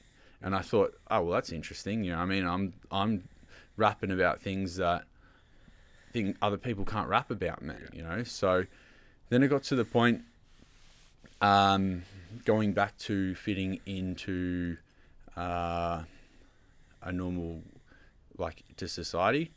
Someone like me, man, who has been around a lot of violence and macho dudes who won't walk away from something, you can land yourself into trouble. Mm-hmm. And I ended up landing myself into a bit of trouble and dealt with the consequences, and then moved on from that time, but got myself into art. Yeah. And it was like a real positive thing, that itch that I always had to do something creative. I was like, fuck yes. Like, it's like an addiction, you know, like it is an addiction, my art. It's a discipline. Yeah, it's definitely a discipline. And that's something that I did have in the army, but it wasn't about being able to apply myself to something and do it perfect. And with, you know, in like art, you can do two different things, as we were saying, you know, like you can be mechanically minded and do something perfect, or you can just go nuts, man, and splash paint. And in other interviews I've done in the past, like, paint like a kid, bro. And it's fucking hard to nail, bro, trying to paint like a kid. And I heard you mention this, like this, I have a painting that I knew there was going to be an exhibition with the Shrine of Remembrance in the city. Mm-hmm. And I originally painted something and it was a bit too full on. Like, from my eyes. You decided or they did? I decided. Okay. Way too fucking full on, bro. Like, a tragic thing I witnessed in Afghanistan, it just doesn't need to be fucking painted and advertised to... Maybe hundreds and hundreds of thousands of people might have seen this painting now, bro, because it's been touring for 4 years. Right. Around all Victoria, and they're doing big exhibitions everywhere. So you're glad you didn't do that? Yeah. Okay. But still, like, I wrote Freedom Has a Price. It's got like a soldier crying and all poppies in the background. And that's sort of like a childlike style that I did it in. It's not like photo realism. But I like doing that shit as well, man, because it was like... You need to have fun as well when you're painting. Because sometimes, man, like how I'll paint, it's a lot of pressure on me. You know what I mean? It's like a fucking job. Like, you know, full pressure. Have to do it perfect. But it's really fun being able to do like sort of abstract style.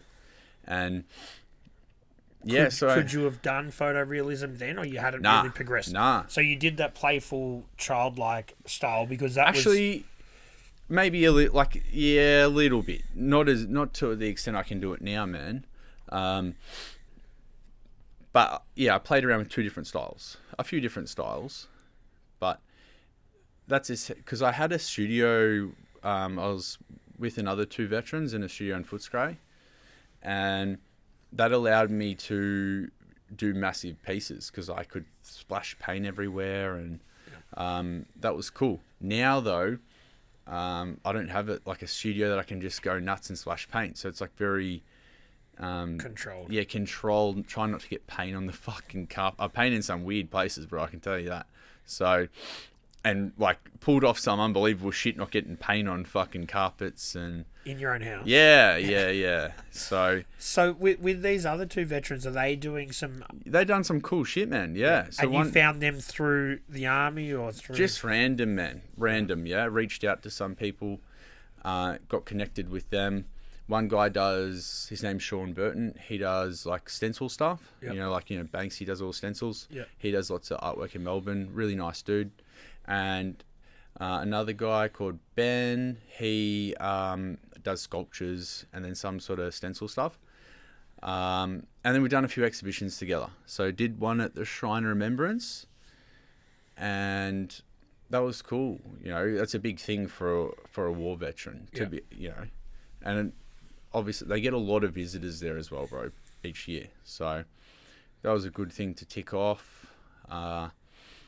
COVID fucked it up a little bit. Yeah. That was like lockdowns and that. But no, that was good, man. Like Channel 9 News covered that one, and also as well, man, it was good to see the shrine do something different. Yeah. You know, like instead of like old daggy ass fucking oil paintings. It seems like it gets a bit stale because of... Yeah, but, and this was like sort of street art, you know. and that's really like what you were saying, the way that people perceive a war veteran is like an old guy with a walking frame, Correct. which, don't get me wrong, there is some people out there like that. Probably be me soon.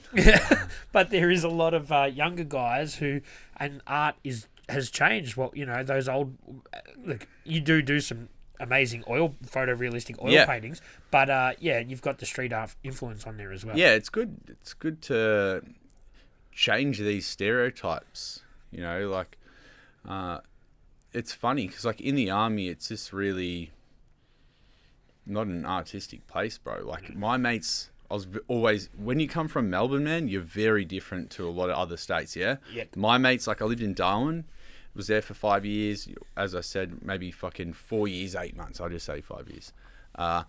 All my mates, man, liked hunting, pigging, fucking, and I'm like, man, I'm not into that shit at all. I was like into music, stuff like that. Were you an outsider from the get-go in the army just because you were more cultured with that sort of stuff? Yeah. Because they're Huge outsider. And like I'm imagining when you said you got out of the army. I've never been into footy or never really, I don't want to say bogan shit, but like just always a bit different, man. And that's the thing, I'd imagine that most of the dudes from the army are from the country or just from other states that are probably not They love their rugby and like AFL wasn't cool in the army where I was, but rugby, they love all that shit. Hunting. You would have had fishing. the martial arts thing in common with them. Yeah, so you do a military self-defense course, yeah? The dude's like, man, you're like the only fucking dude who can punch fucking straight in this whole course, bro. You know what I mean? Yeah. Everyone thinks they can fight, but it's very different, man. You know, when you're sort of trained, it's like me trying to kick a football. I'd suck, bro. But if you had some time off and you just started painting and oil painting, would they be like, nah, man, you're not doing that? Oh, man, they'd be like, it's the same as you doing ballet or something, bro. Like, what the fuck are you doing? Go back to Melbourne with your artistic man. shit. Yeah. Oh, you cop shit being from Melbourne, man. Really? You know, like they go, you coffee you drinker? dress, well, you dress different, you know, like you dress different. I said this in other sort of interviews that all my mates would be wearing Oakleys and I'd be wearing like Armani's. They're like, man, you fucking loser. And I'm like, come on, man. You're all wearing identical shit, you know? Yeah. So when you do find the art, and that's obviously therapeutic and it's a way for you to express yourself, but I guess it gives you an identity aside from being a soldier. Yeah. So a lot of my mates that paint, they just paint soldier stuff. Like it's pretty much just 90% soldier shit, you know, whether it's like... Because that's all they know. Yeah, but that's all they just sort of like sticking to as well. With me, you know, like a lot of my friends, as I said, like tattoo artist and hanging out with them a lot, you know, it's like a very OCD approach. You can't have faults, you know, you need to do it perfect. And, you know, hanging out with them, I'm like, I sort of want to paint like that a little bit, as well as utilize being able to paint, because a lot of my mates are fucking awesome at drawing, really good at drawing, but I don't really have many friends that paint, literally. So I've had to learn just the hard way, man, you know, like trial and error. Yeah. So when you do the photorealism stuff, do you grid things up or do you... Nah, so yeah, like I've been taught off a few guys, you could say, they've been around the block and they learnt how to paint in interesting places without technology, you could say. And the method that I use is not on all paintings there. Some paintings I'll just go for it and I'll just paint, you know. But the photographic ones, I will get like a big printout and put grey lead on the back and then outline it with using a pen, and it imprints the outline on the canvas. Oh, yeah. So, but either way, man, like you sort of lose the reference. Yeah. It depends what painting I'm doing, yeah? Because some paintings I'll lose the reference completely, almost, yeah? But at least I get the shape right. Yeah. And then other, like big pieces I've done, I've used a projector. Yep. Comes out fucking looking horrendous. Because, like, I don't know how people pull off cool shit with projectors, man, because my fucking hand's covering half of it and then it's all squiggly lines. Yeah, but true. I did this. I've used a projector on a few pieces. But I usually that really old school shit, bro. Like I'll do the grey lead thing or just go for it more. I like doing abstract stuff as well sometimes, but now that I don't have a studio, I don't really have a place to throw paint around heavily. Yeah. But what I always try and do, man, is like pick something more difficult each time to paint. Right. You So know, you're challenging yeah, yourself. yeah, push myself that little bit further. Yeah. And dude, every single painting I heavily struggle with, like thinking there is no way in hell I'm going to be able to do this. And yeah, like my missus always says, no, you do it no worries. Yeah. And then I end up doing it. So. And you're always, is there sometimes where you're not happy with the outcome? Yeah, like some of the recent pieces, like I'm pretty happy, but you need to know where to draw the line, man. Because you could literally spend forever on something. Especially on something that's photo. Oh man, you could just keep going. As simple as that. And you get bored eventually, yeah? Like. So what about like how long are these, like the one, I know that you've done one that's a self-portrait. Yeah. With all your ink work and everything. Yeah. So that would have taken so just to do time. just to do that outline saying how I do it, it took me like maybe 16 hours just to outline it. Yeah. And then I go over it with a Posca so I don't lose the outline, and then you sort of repaint over the whole lot. So it took so long to do that. And then just painting the white background, man. Like this is what people sort of forget. They just think that everyone's different, but getting a really nice white background, it takes fucking ages. Try not to get paint streaks and then glossing it, like varnishing it. Like I got tweezers out, fucking making sure no dust is falling on it, and this is trying not to fuck up my house as well, bro. In the meantime, man, I've taken over my dining table for like 4 months at one stage. Yeah. I felt sorry for my missus because I did like a piece. It was like maybe 6 foot tall, 5 foot tall, yeah. But it had to have all the extra canvas on it because then it was getting stretched. So yeah, there's no way of else doing it. So I just took over the kitchen for like fucking. Do you want to get your own studio again? No, just because. Oh, if it was at my house, man, for sure. It's just that how I paint, like these sort of paintings that I've recently been doing. I can sort of paint anywhere because it's sort of like dry brushing. Like I'm not really using much paint. Yeah. But then all these recent paintings I've been using aerosol as well, like doing that smiley face thing. Yep. And doing paint flicks. So it's fucking ghetto, man. Like I'm in the backyard trying not to get, because it's like I've been renting, and I can't, like, you just don't want to get yellow paint all over the grass either. Or is it confronting putting a paint splashes on something you probably sat there for 50 hours yeah doing? So that's what I like. That's sort of the aim of the game, because other people be like, oh, that's stupid, like why are you doing that? And it's scary as fuck, man, because I've spent over 100 hours. Yeah So some of them take hundreds of hours. Yeah that one, it took me nearly 4 months, but it's on and off and off. So is the process that you're like, you think I'll start it, and you start it and you work solely on that piece, and like even if it's sporadic, you won't go, oh, I'm fucking sick of that one, I'll go do this one for a bit? Nah, not usually. Nah, I'm sure I've done it in the past. Yeah. But yeah, usually it's like, because I'm a bit addicted to the outcome. I want to see the finished product. Some people be like, oh, do you love painting? I'm just like, not really, man. Like, because it's a lot of pressure. But once it's done, I'm like, that's what I enjoy, like being able to finish it. But yeah, the process is good too. It's fun trying to develop the skills, but yeah, it can be a pain in the ass as well. Do you find each time you do it, you sort of learn more tricks and you figure out you've got your head around it a little bit more, you progress? Well, what's crazy is I find that I can see things better.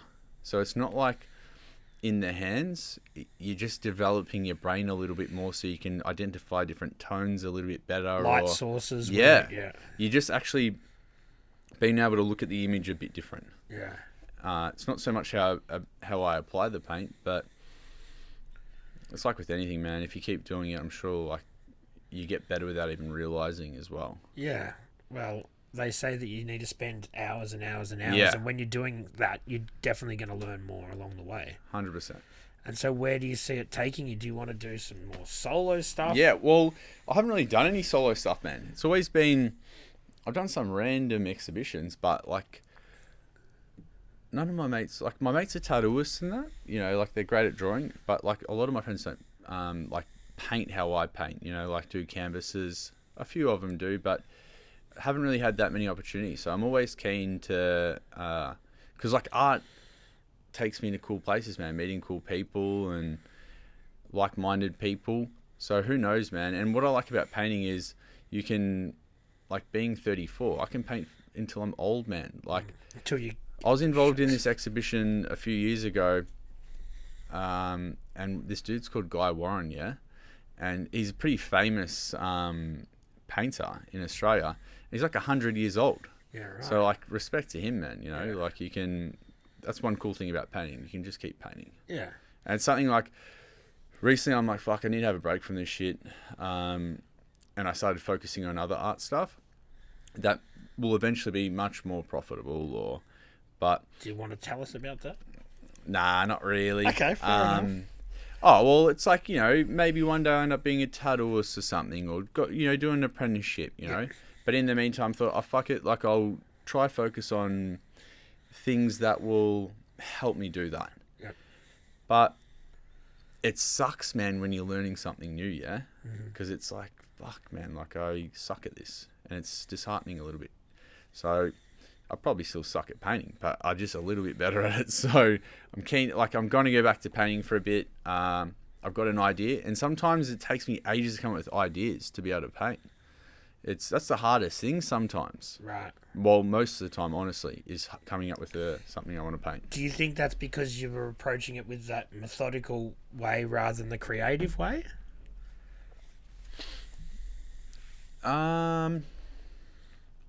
Yeah, well, yeah, correct, because I'm not just going painting weird shit. See, because I could imagine that other people that are more quirky would be like, I'd love to paint this, but I'm not good enough, so I'll go that way. Do you know what I mean? So Yeah, so no, I have to go the way that I suck at. Like, well, not completely suck, but because it's the only way to develop my skills. Like, you, in life, man, it's good to be uncomfortable. Like, as soon as you're comfortable, it's not good because you're not developing. Yeah. I strongly believe that.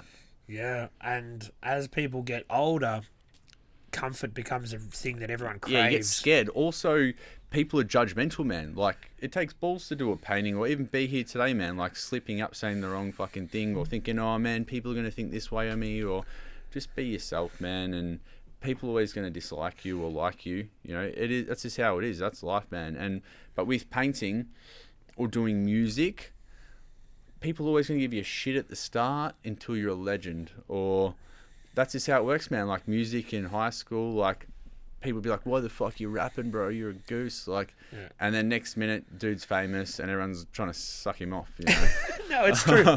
It's true. No, even just with me doing this at the start, Oh, exactly, people man. are like, "Oh, You're putting your yeah. balls on the line." Yeah, and then you do it, and then some people are like, "Oh, yeah, I actually listened, and it's all right." Like, Yeah, but yeah, people, I heard, yeah, people are like the ones that don't really try stuff are the first people to tell you that you shouldn't do it. And they're the people that stay shit their whole life, man. As simple as that. Yeah, and you got to push yourself out of your comfort zone because how would you fucking know? Yeah, but it changes life direction as well, man. Like if I had never started painting, or if I hadn't gone in the army, or done interesting shit, or done different things, I wouldn't be sitting here right now. It's very easy to pick a life where you're comfortable, and I notice this a lot nowadays. And people are somewhat a little bit delusional as well. Like, it's great to be happy, man, and say that you're happy, but some people, like, I look at them and go, are you really happy? Yeah. Are you just saying this because you don't want to push yourself and work harder, or be fucking in a position where you're going to fail miserably and look like a dickhead? Or you're just going to stay comfortable forever and say, I'm so happy. And There's you're a like, difference no, you're between not, man. safe and happy, I think. Yeah. And I think people get confused with safe and happy. Like, are you actually happy? You get up, you do your job, you go to work, blah, blah, blah. No one's going to hurt me.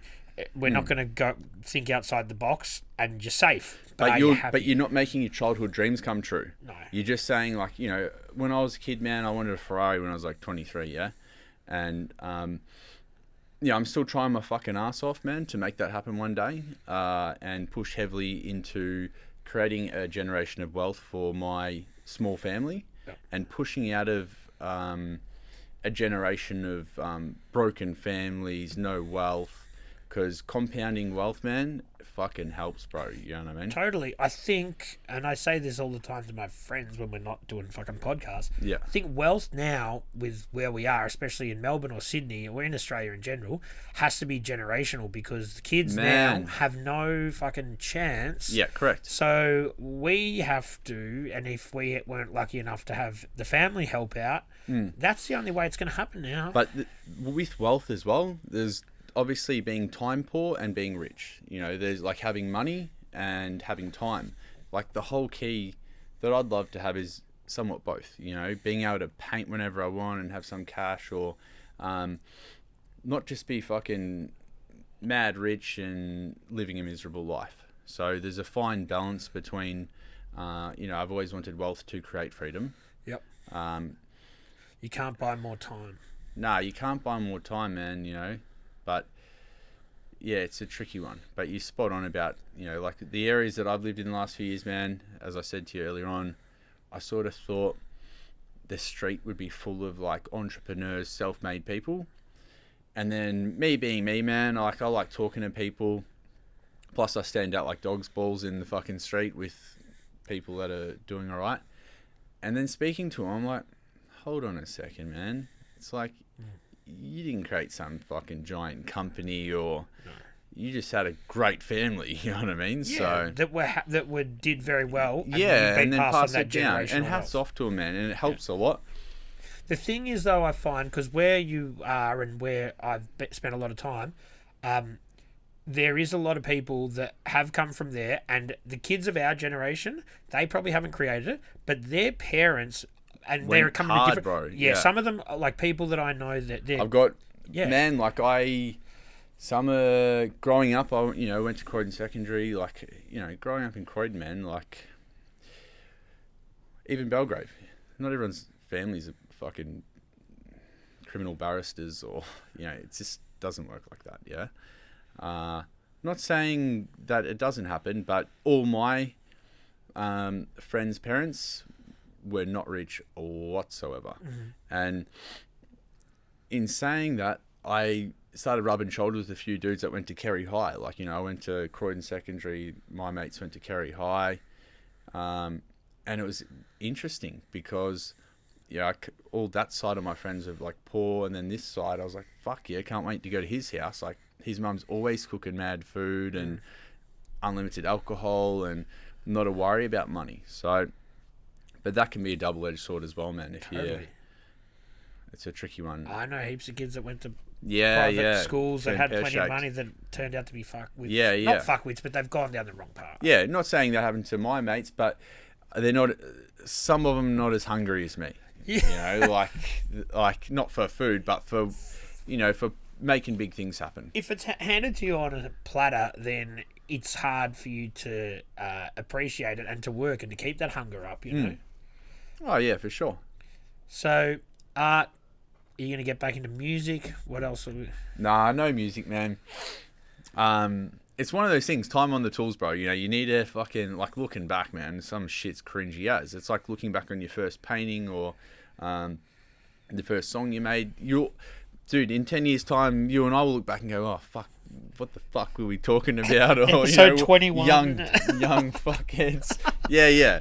What the fuck, man? And that's a good thing, because it means you've developed and you've gotten better or matured or... I won't be getting back into music, bro. But I'll always paint, you know, like I just love painting. As I said, maybe one day do tattooing, man. Who knows? But it will always be something art related. Has it opened up some doors for you, the art stuff? Like, have you met people that, like, you thought, fuck, that I without this, I wouldn't have been able to meet them? Or 100%, man. Like, even when I first started painting, I met the dude who owns NXP. What is it called? What's that real popular brand? NXP. And then he owned, like, a huge, like, another bunch of brands. You'd see it everywhere, man. You know those jeans, like, and like tops. Oh yeah, and, Nina Pasadena. Yeah, Nina Pasadena. Yeah. I met Tim, who owns that. I'm sure he owns it with maybe other people, but I met him at that Footscray studio, and he ended up chopping me out some stuff. You know, he gave me some jeans and that. Like, and hats off to him, man. You know, But man, I've met some absolutely interesting people since painting. Yeah, like even just the dudes who I hang around with now, man. Like if I didn't paint, maybe I probably wouldn't be friends with them. Yeah. Because some groups are a bit cliquey. Yeah. But being able to paint, it's definitely introduced me to some cool people, man. 100%. What about skateboarders? Skateboarders? Yeah. So a few years ago, man, we didn't really touch on it much, but obviously hit a few hard times in the past. Got myself in a bit of mischief. And then after that, coming out of that, I was like, fuck, I need to start not caring so much about, you've only got one life, man, and not worry so much about looking like a fuckwit or whatever. Just go do something, man, and get it done. So, I was watching Epically Elated, I think it's called, with Chad Musker. Always grew up into skateboarding and discovered that he was an artist, and I was like, fuck, what a legend. And I kept hitting up Fast Times saying, I can't remember what I was asking about. I think I had a rumor that Musker's coming out, yeah? Yeah. Anyway, I kept hitting him up, and I actually hit Chad Musker up and asked him, bro. And I said, yeah, man. I said, when are you coming to Melbourne? He said soon. I was like, fuck it, because he hadn't been here for 10 years or more than that. Yeah. So I'm like, fuck yeah, I'll instead of being a weird fanboy, I thought, fuck it, I'll be a weird fanboy. I'll rock up, give him one of my paintings, and and I told him a bit about my story, man. Not everything that other things off air I told him about. And he appreciated it, man. Actually truly fucking appreciated me, going out of my way, giving this painting. And there's this board that I never had, the Rising Sun board that you and I discussed. Yeah. This Shorty's, or this Musker board. And I explained to him how, fuck, because I knew it got re-released in America and other countries. And I was like, fuck, man, Spewing It didn't re-release in Australia. And he's like, I'll give you one. So he didn't have one on him there and then. But they were doing a demo at the skate park in the city. Is it Riverside? Riverslide, yeah. Yeah, is it Riverslide or Riverside? Riverslide. Oh, really? Yeah. So I couldn't make it, man. So I thought, fucking fat chance of ever getting that board. Anyway, I rocked up to Fast Times on the Monday, and it was sitting there for me. Full sign saying, focus on the light, Rory. Yeah, right. And I was fucking mad. I was stoked, bro. Yeah. Because things like that, nowadays, it's not just about expensive materialistic shit. I'm all about trying to, get all my kid stuff back. Skateboards and even the shoes that you and I discussed, those S getting released. Yeah. But it's those sort of memories, and the book that I got you to sign before. Yeah, that's it's everything, bro. Yeah, that's it's kind more of valuable than money, man. It's like the T-shirts that you were talking about. You wish you got. That's that sort of stuff. I think is what it's all about. Even all the skateboarding T-shirts, bro. They're going for $600 nowadays, man. All the OG 90s hookups, Birdhouse. So, yeah, when I eventually do some merch for this, I'm going to do them on Fruit of the Loom T-shirts to get that sort of OG 90s skates. I've found some dead stock stuff of that. Because even that suburb where I live now is full of op shops. Yeah. And that's one of the main fucking reasons I moved there. It is that I strip. hit that strip hard, bro. Yeah, there's some good ones there. Yeah. But, fuck, I hit him often, yeah? Yeah. And I still haven't got any mad vintage skateboarding shit. Oh, not skating stuff. You'll get some stuff. I get some good stuff. I'll tell you some finds that I've got when we're off air. Yeah. I've got some mad shit, but just not cool old school shit. I scored some Crazy Bones there a few weeks ago. I don't know if you remember Crazy Bones, these knuckle things in the 90s. The moose. Yeah. But scored some of them. But one of those op shops down there, the one up the top. I got a boombox. It's a Philips boombox, still with the stickers on it that says and it was $55, man. The power cable, everything, but still has the stickers on it. Yeah, you do find some good stuff. There's nothing worse than going to op shops now and they think that everything's worth more than. So I went to one of those op shops and I saw a blind. Was it blind? No, it wasn't blind. What was it? Anyway, it was. I think it might have been blind. like a shit one though, like nothing OG, and they're selling it for like 90. Yeah. Anyway, well, That's like a normal, a was- complete type scenario. yeah, it was like a Kmart style shit one. Yeah. Yeah. I said to the lady, anyway, I shouldn't have burnt my bridges. I walked in there, I'm like, because I didn't know how much it was. I'm like, oh, how much is that? She's like, $90. I'm like, fuck, man, if you sell that, I'll give you a $500 donation word. You know? She's like, she didn't tell me to fucking get out of there, but she's like, just stop talking to me, turned all filthy on me real quick. So Is old mate now I'm scared to ever go back in there. I'm like, fuck, I should have shut my mouth, man. I couldn't help myself. Is old mate still playing the piano down there? Yeah. Yeah. Yeah. He's got more tattoos than me, bro. I've wanted to sort of talk to him and ask him. Oh, like, that'd be all right. so what do you like? I don't know. Like he's always just playing away, and yeah, Yeah. he'd have a story or something. Oh, I'm sure he's got a few of them. Oh, yeah, I think he got chatting to my missus on time. I can't remember what he was saying, but yeah, I think he might have some sort of story. I don't know if it's as hectic as we might think. No idea. But it's just an interesting thing for someone to do.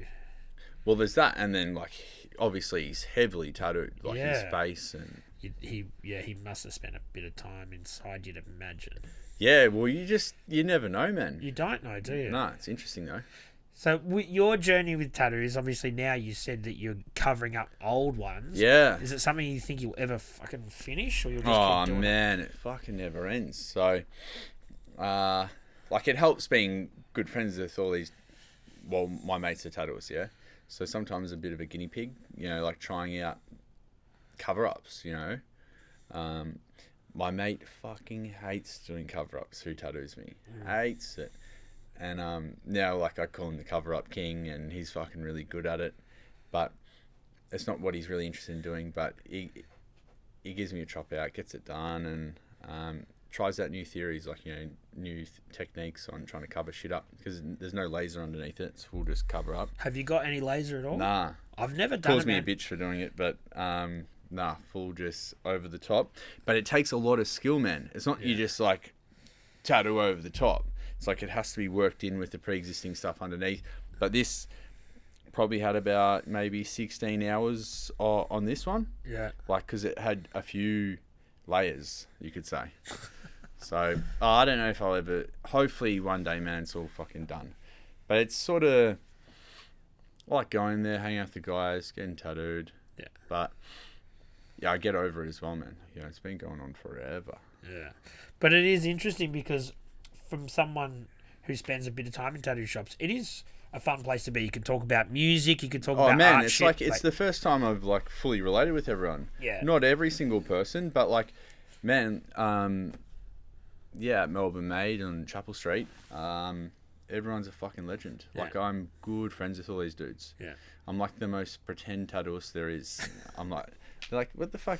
Are you an apprentice? Or I'm like, nah, man, I'm just hanging out. Just hanging out, learning. Yeah. But I just like hanging out with the guys, man. They're all just like-minded. They're actually really good people. So they're good friends of mine. I've been friends with them for a long time. So, plus, like, you know, my other mates are tradies, bro. Yeah. Like, they'll look at one of my paintings and they're like, man, this fucking, what the fuck is he doing? Like, what are you painting for, bro? Yeah. No, it is. It's cool. A place like that, you know, you can talk about music, you can talk about art, you can talk about a lot of that sort of stuff, which you probably aren't going to get as much. I'm not going to say you're definitely not going to get it, but you're not going to get it on a work site as much, you wouldn't think. No, nah. And it's a funny kind of middle ground where, you know, people are still working, but the whole time you just get to talk about art and fucking cool shit. Yeah. Yeah, I love it, man. Plus, also, like, they're all the main people that buy my paintings. Tattooers, So that because was they can appreciate it. Yeah, they can appreciate it. But what's a spin out was one of the first guys who bought my abstract stuff. He is very well known in Melbourne for like tattoo studios and successful dude. And he's good at tattooing as well as being a business owner, like / entrepreneur. And yeah, he bought abstract paintings. And to me, I was like, what the fuck? Yeah. Because I thought someone who would be an artist would be more into like, you know, realism paintings. Mm-hmm. Complete opposite, man. Yeah. So, But you need to have some balance. You can't have all the same stuff in your house or your personal collection. yeah, no, I completely agree. But it was just a bit of spin out because I've been painting for 6 years, man. So it's not Is like that all? Yeah. So plus it's not like complete full time, you know. So if you can juice it all, it hasn't been that long really. Right. So It's just a lot of hours spent on it, but not a huge amount of time. So if people do want to buy your art or check out your art or anything, Hit up my OnlyFans. No, just the thing is, like, I've never really.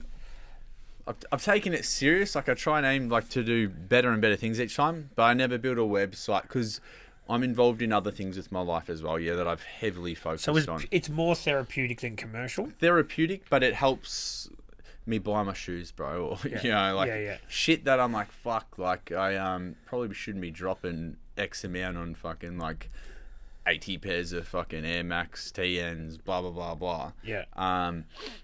It makes me feel a little bit better. Yeah, well, and that's good. Because it's art for art. Also, sometimes, man, like, let's just say I'll sell a painting for a bit, get a bit of cash. Pays for my tattoos, bro. Yeah. So it's always been like art for art, or... Would you swap a piece for some other artist for maybe one of their pieces? Yeah, of course, bro. 100%. That'd be cool. And what about... If we were talking about earlier with the veterans and there wasn't really a mentor program or anything to help them, if there was... I've stepped up in the past and I was going to say... Put a roof over one of my... Yeah, I've done some impressive things for guys that hit rock bottom. Yeah, okay. Even when RSL's involved, Salvation Army, just couldn't get him over the line, man, to where he needed to be. With sometimes you need to sort of know a few other ways to get around certain things to get someone what they need. With the RSL thing, obviously it has a stigma of it's a bit of an old fuddy-duddy type thing. Well, you're pretty fucking spot on. Do you, like, and I'm a culprit of going to my local RSL, having a beer, having a Palmer, all that sort of stuff. Yeah. Do you feel that it's now totally removed from what it was sort of there for in the first place? Well, with me, mate, because I've always gone on to different ventures. Like, as soon as I left the army, I'm like, sort of cut ties to some extent. I don't have a great knowledge on all these RSLs. I know that some are really good. I know that an RSL's not always... it's hard to explain. Like, there's different clubs and venues and... there's like different social clubs. Are they glorified pokey venues now, though? Is that really... Are they making money? I can't really comment on that. I don't have enough knowledge to comment on that. But which is fair enough, but they do seem... But I can give you an example, bro. Is when I hit a certain stage of my life that wasn't pretty, I went to them for help, and it wasn't very good. Yeah. Simple as that. And you can only talk from your own experience. Yeah, and fuck, man, I can, I wasn't impressed. I don't want to tear people to shreds, but they gave me good connections, though. Yep. And lucky that individual was a legend. He was an Afghanistan veteran. I got hooked up with a few guys who actually do great things for veterans. I'm not saying the RSL doesn't, but just remember you can't generalise. You know, one RSL might be terrible, totally some absolute dickhead working that day, or but yeah. And then, man, like, honestly, there's a lot of fake ass fucking charities out there, bro. Totally. Like, that will happily feed their pockets with their administration costs and flap their hands around and say they do all these things for fucking veterans,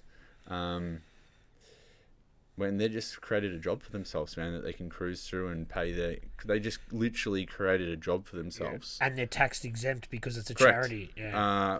And paying themselves a wage. Yeah. Which could be a good wage, a nice one. So, before we sort of wrap it up, what advice would you give to newer veterans or people that are exiting the army that you would have liked to have got when you were sort of coming out of it? Obviously, have a good plan. Know exactly what you want to... have a great exit strategy, you know what I mean? Know exactly what career you want to do. Don't have a lull. Like, don't get out and then think about what you're going to do.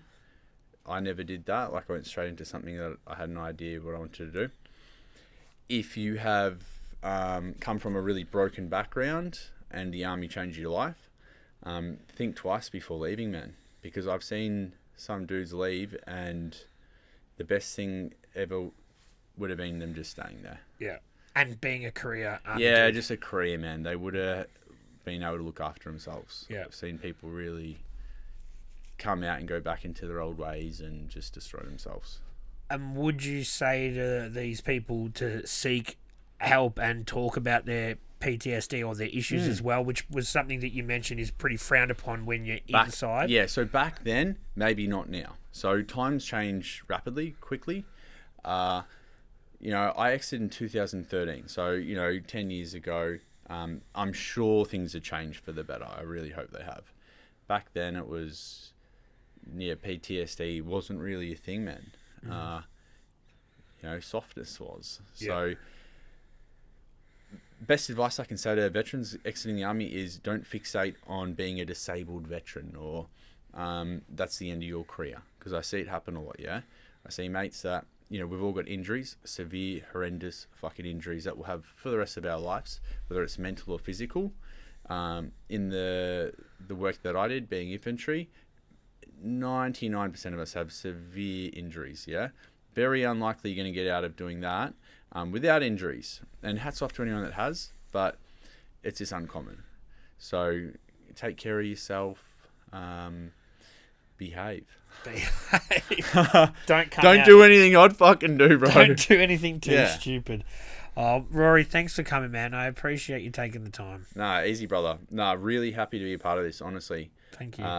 You're doing great things, mate. Cheers. Cheers, brother. 3,000.